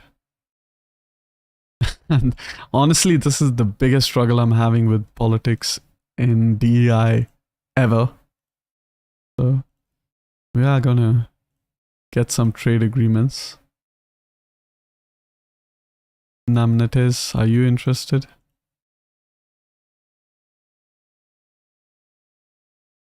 You won't pay me that much, but you will pay me.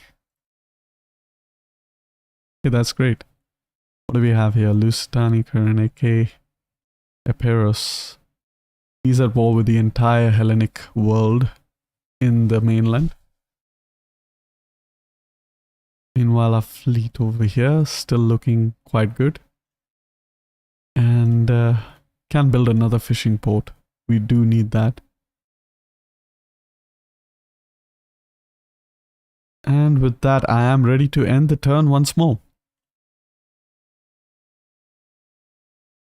Let's go ahead and get some... How's the Empire maintenance looking? 45%, so reducing it would be quite beneficial at this stage. So we are going to go ahead and pick that Empire maintenance. However, not this one, because it does give public order penalties. And although I would have loved to take it, we are facing some public order issues, so I'm going to go for that agricultural. And I don't really have an option, so I guess I'm going to have to take at least one of that. Army 2 Hispania, 3 Hispania. Go ahead, get you some army traditions, and Mauritania.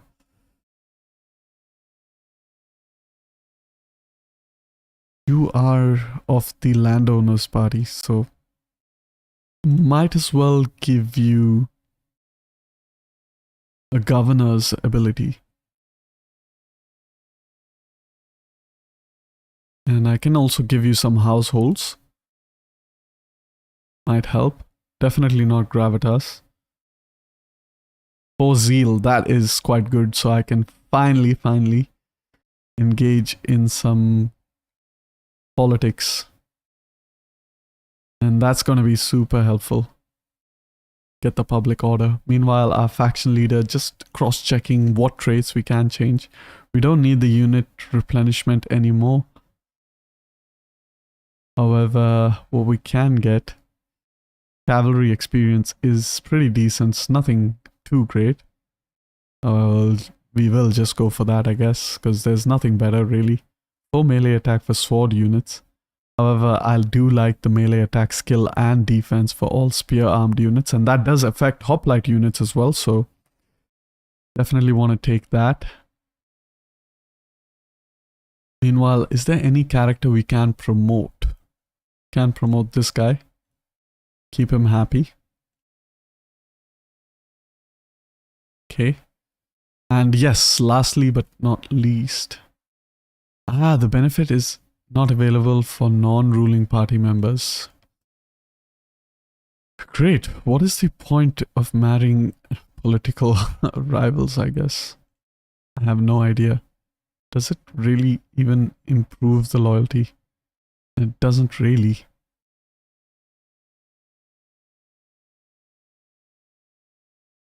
You know what? I'm just going to select the gravitas for now. And then later on I will switch it to zeal when I do get another female character that I can use. Let's go ahead and end the turn.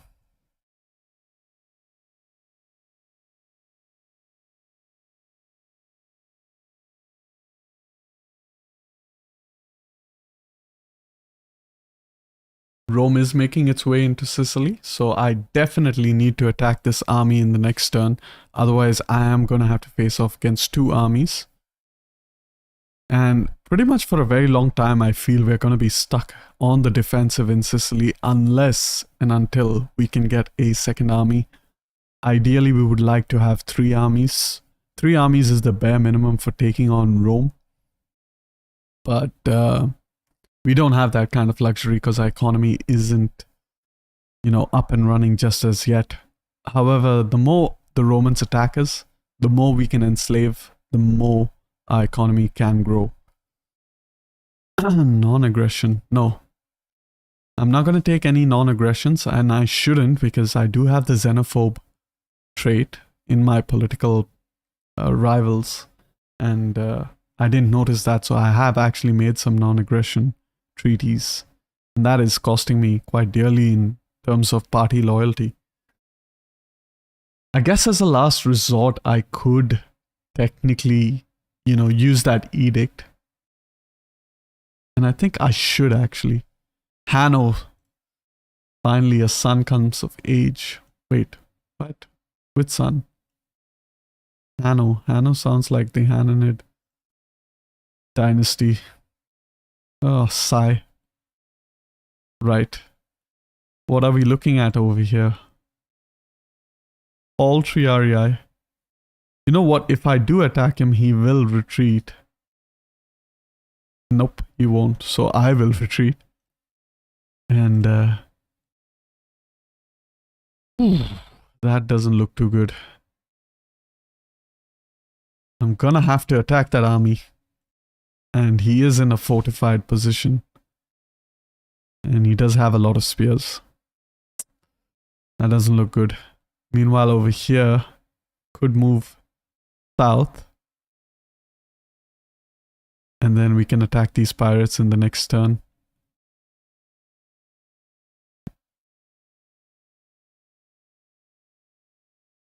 Can go ahead, use the spy, put him up in the Aravachi lands. And Aravachi is undefended. That's actually a great opportunity.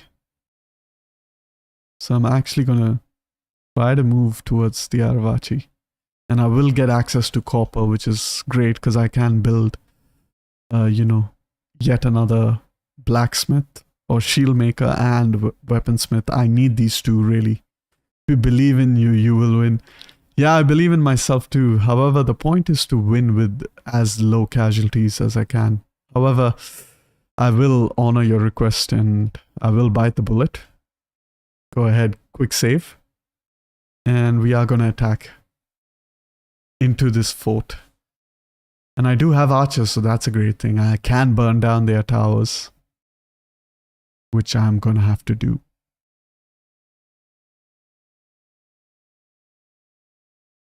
So I guess the play is straightforward. We're going to have to surround them, really. So here we are in the battle.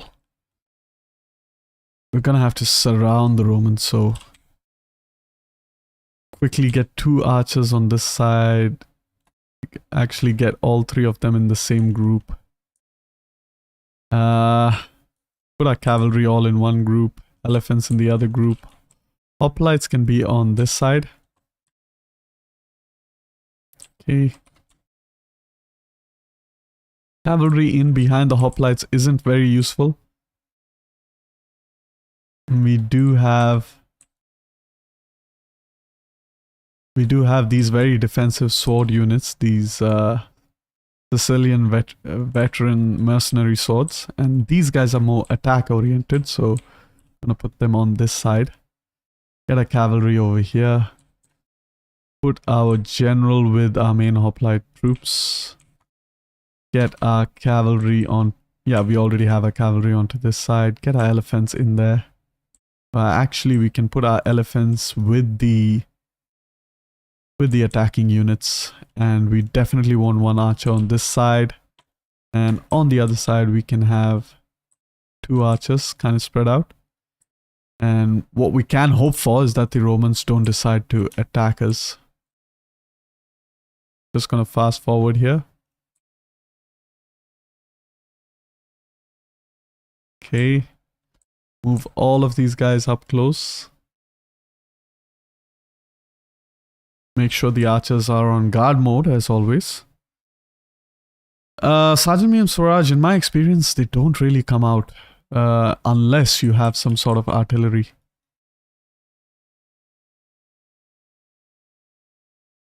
So very quickly, just gonna move here, burn that tower, move back, move here, burn that tower.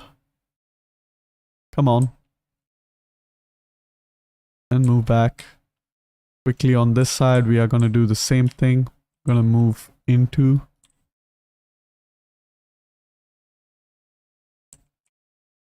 Burn that tower. Go into narrow formation, go here. All the way here. Burn that tower. And now we can move back. Right. Now we want to toggle off the fire shot or flaming arrow. And what we want to do is actually slowly move our hoplites forward.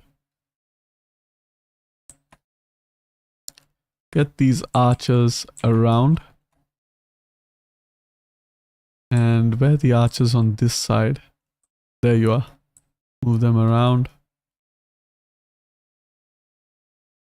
Get the archers here.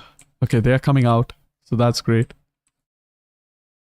They are gonna flank our hoplites a bit, and there is thankfully one extra hoplite unit that I didn't quite see.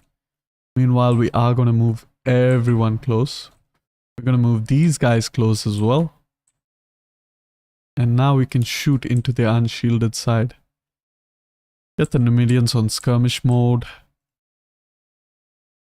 Slow down the battle.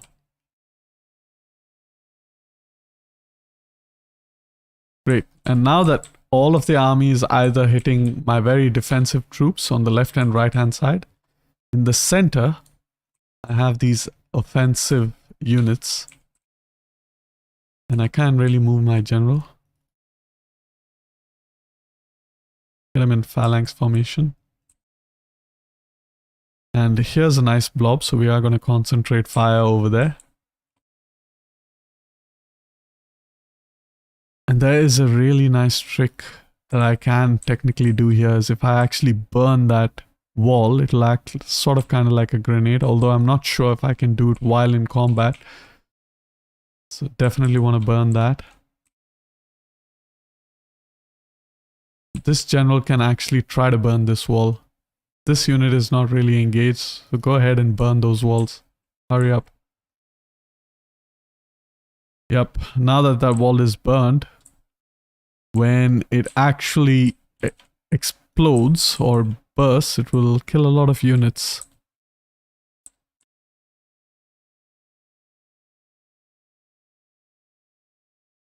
Come on. Boom. There we go.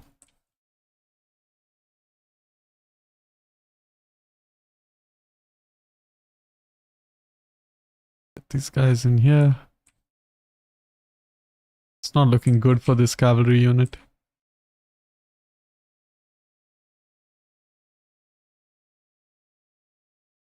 What's going on? Ah, I put my defensive troops on this side. Ah. That's a kind of like a big mistake.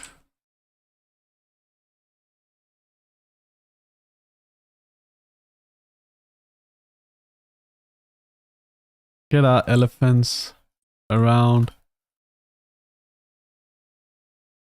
Kind of bogged down, so we're gonna have to keep spamming that click. I don't want to lose my elephants. They are pretty much my only advantage.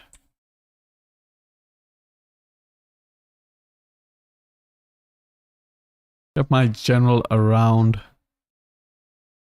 Brutian infantry, they are amazing, can also be placed on both sides. They got square formation, repel cavalry. I'm gonna try that. Yeah, thank you for the suggestion. I could really use some really good mercenary troops.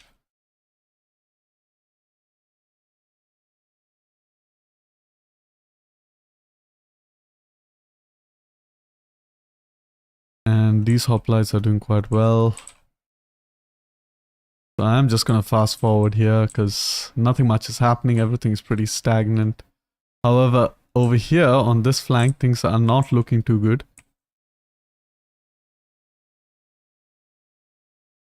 The great thing is I can move my elephants around, get my general around as well.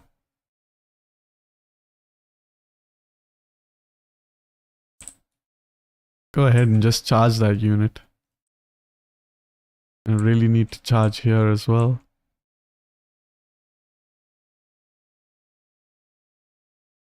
It's a spear unit, but it was really weak, so that is great. Meanwhile, the elephants can come in around. Really need to move our cavalry out of the way. Get our general on this side.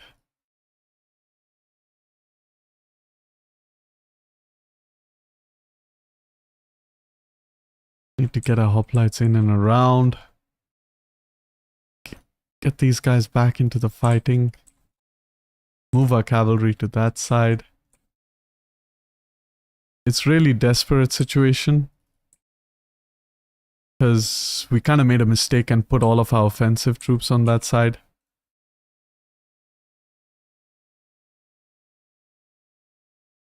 Nope. Those guys are facing us, so we don't want to attack them. However, we can attack these guys. I think they are facing away from us, so that's great. Go ahead. Yeah, as long as this hoplite unit is not engaging us, we should be fine. kind of, I guess.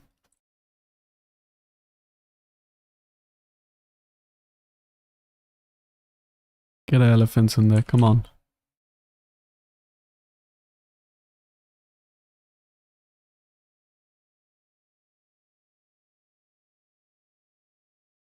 These guys aren't taking any casualties from the elephant unit, that's surprising.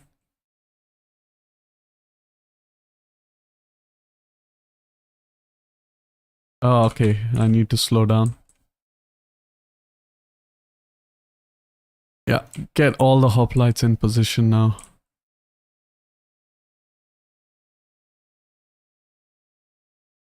Can we charge these guys? We can surround them.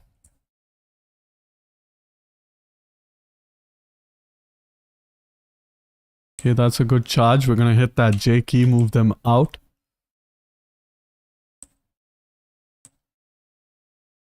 And we can charge them from this direction now. Come on, hoplites. And we want to get our elephants out of there. Really want to get our elephants out of there. This is another thing I really hate about Rome, is that once a unit starts to rout, you select them as well.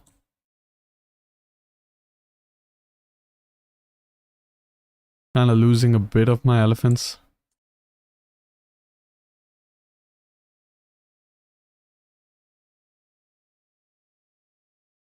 And we definitely want to get our cavalry out of there.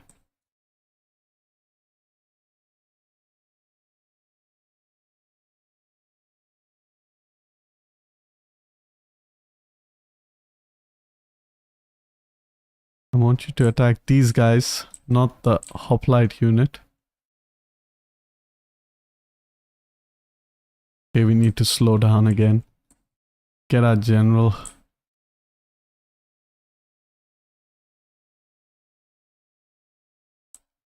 Move our general out of there.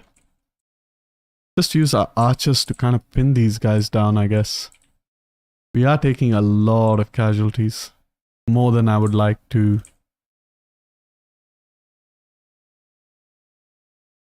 More than I would like to accept.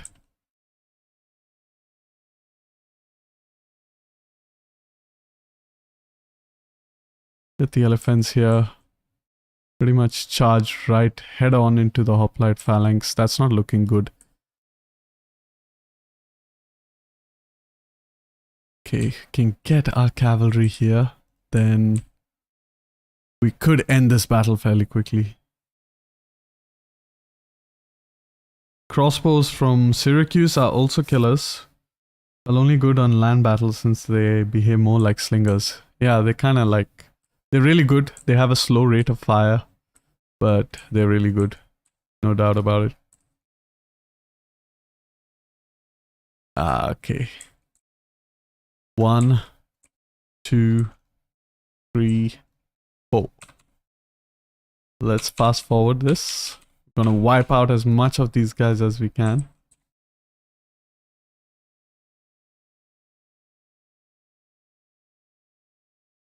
Hoplites took the least amount of damage actually.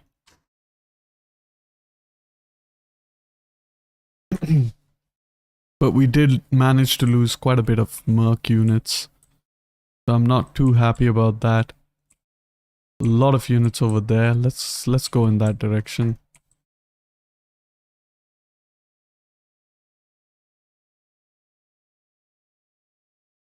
$15. So those guys should be pretty much wiped out. You can hit these guys. And this is one good thing about Numidians. They're just so fast. You can come here. Attack this one.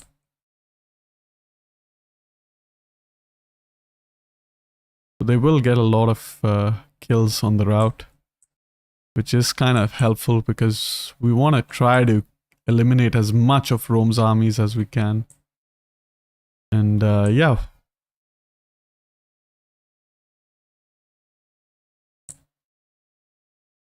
Alright, great. So with that we can end the battle.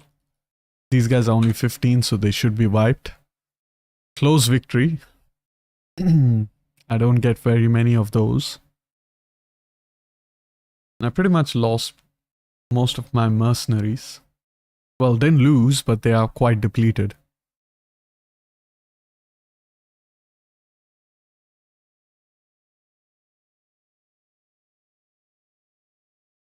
You are great and kind of got historical units right. Bravo.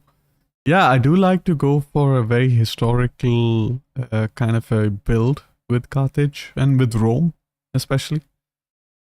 But there's only so much you can kind of do in the game, because a lot of it is down to imagination, really. Wonderful. Now they are stuck here, so let's just go ahead and wipe them out. We can just auto-resolve this one. Kick in the nuts, thank you very much. Enslave him even more. Back behind our walls. And yeah, I can technically just wait it out. It'll take me 3 turns to replenish this army. And wow, there's another pirate faction. Great. And yeah, I am going to end the turn, and maybe in the next turn we are just going to go ahead and deal with these pirates. But however, for now, we do want to build the precinct of core over here. And I guess with that we can end the turn. And yeah, we'll pretty much end even the live stream then. The cells don't really seem to be that great. I guess you are a bit strapped for cash right now. Yeah, actually. The Celtiberians, we have another army of Romans. And that is what I was afraid of. However, we can do some, some really last desperate sort of measures against such a Roman army.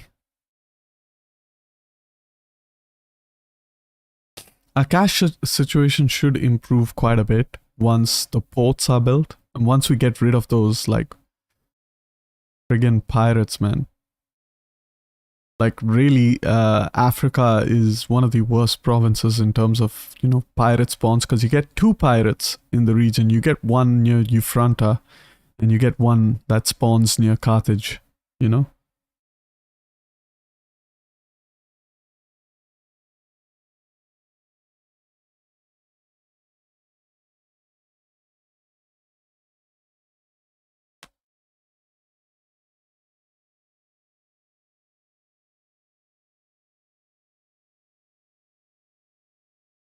Romans, sorry, Andrewfish, I haven't really been seeing the chat as much, but Romans are by far, they don't have the best units in the game. They are a very all-round faction. They do have a decent all-round roster, and their auxiliary system is what makes the Romans so interesting.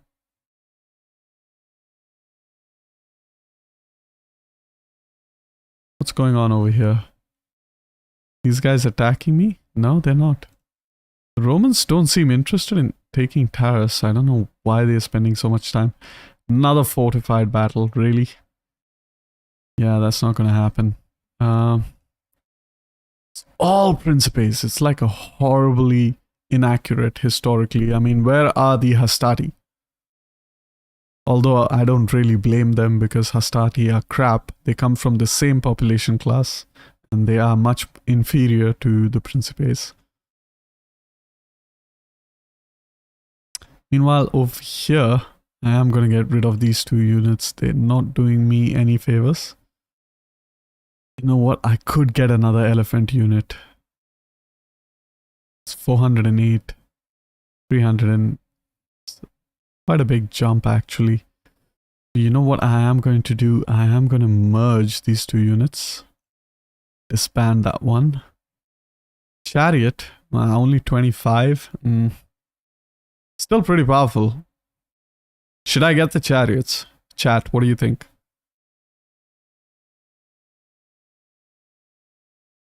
$519 though. Right.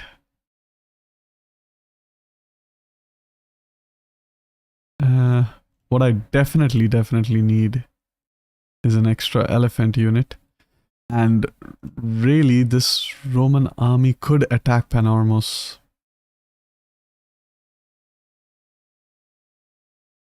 So what I do need to do is kind of step out.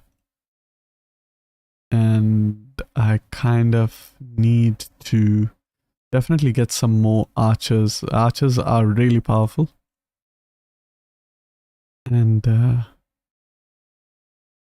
we'll definitely get, thinking African war elephant, or I guess we might as well just go African war elephant, to be honest. Merge a couple of these units. We don't have a lot. They do come just from subjects. And we wanted this. This is costing me a lot. Can I get another Scutari? Great. Okay. So that's looking good. I mean, I just hope that the Romans can't really attack over there. What I really need to do is put this army into the port so that I can move up into Panormos. And I am going to attack this pirate fleet. And after that, I am going to end the live stream. They are superior to us, however, their general is inferior, so I am just going to cheese it a little bit. I'm going to show you how to cheese these battles. Just attack the general, the faction leader, and then concede defeat. Concede defeat. You might lose a few ships, but you will get rid of that doom stack of pirates. So where is the general? He's over here. Okay, great. And we are going to move everyone in order to focus on the general. And we are going to toggle on that melee mode.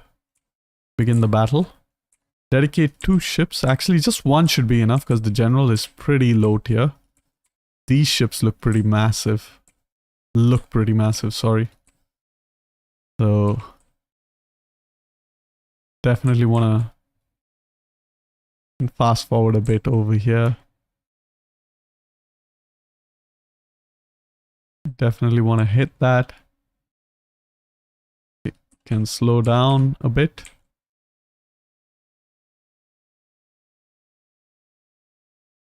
That's 66, so each hit gives 66.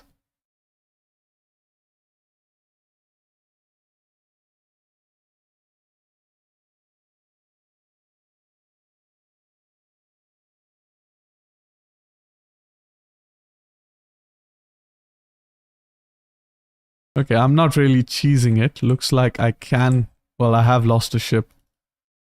And guess I have to cheese it. Get these guys over there. Nah. Sometimes these ships get stuck, which is kind of annoying. Okay. Get these guys over here. All of you hit these units, please. This is quite risky. Okay, I am gonna cheese it. Did I just lose my general? I lost my general. God damn it. Anyways. I should have cheesed it. I tried. Oh, just 3 more ships. I actually lost my general. Oh. Oh god.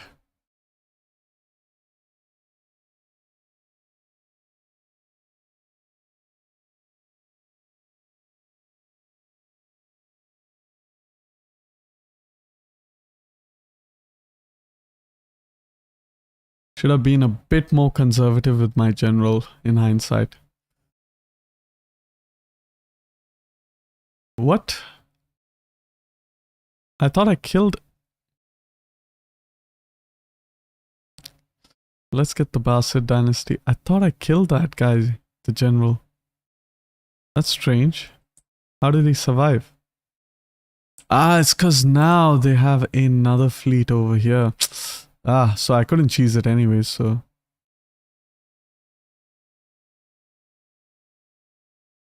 Right.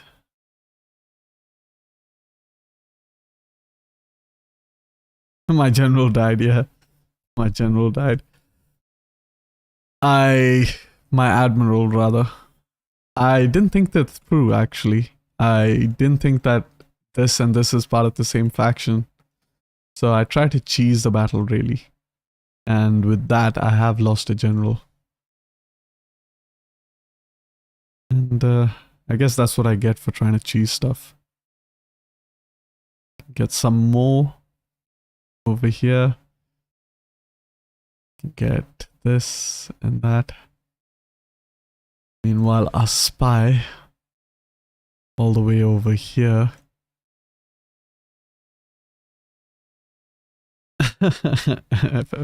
Yeah, I kind of really miscalculated that one.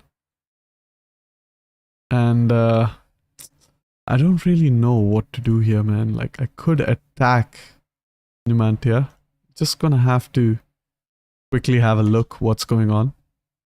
It doesn't seem like there's any Iberian army nearby. So what I could do is go nearby and Kapitani, come on. Okay, we'll join war against the Aravaci. Great, you accepted that. No trade agreement still. And should try to attack the Aravaci over here. I can auto-resolve it, and I am going to auto-resolve it because we are out of time. And the reason I can auto-resolve it is Punic culture, so I can just peacefully occupy this. Although I would have liked to sack it. Meanwhile, the spy over here, he can't really assassinate. He doesn't have the skills to do it as of yet. And we're going to do the quick dismantle over here. We're going to keep that building just the way it is. And we're going to dismantle this building. And with that, I think we are done with the turn. Things are not looking too good. We do have a Roman stack over here. The third one that we have to deal with. And perhaps in the next episode we can deal with them. Hopefully they should not be able to reach Panormos. However, if they do reach Panormos, it's not going to be easy to defend Panormos. It can be, sort of, but not really. What we could do to make it easy to defend Panormos, actually hire Cannae over there. And we are going to name him Army 5 Italia. And with that, we are done with the live stream for today. So thank you all for watching. Hope you all enjoyed. And if you liked the video, please like the video. And don't forget to subscribe if you are interested for more. Peace and love.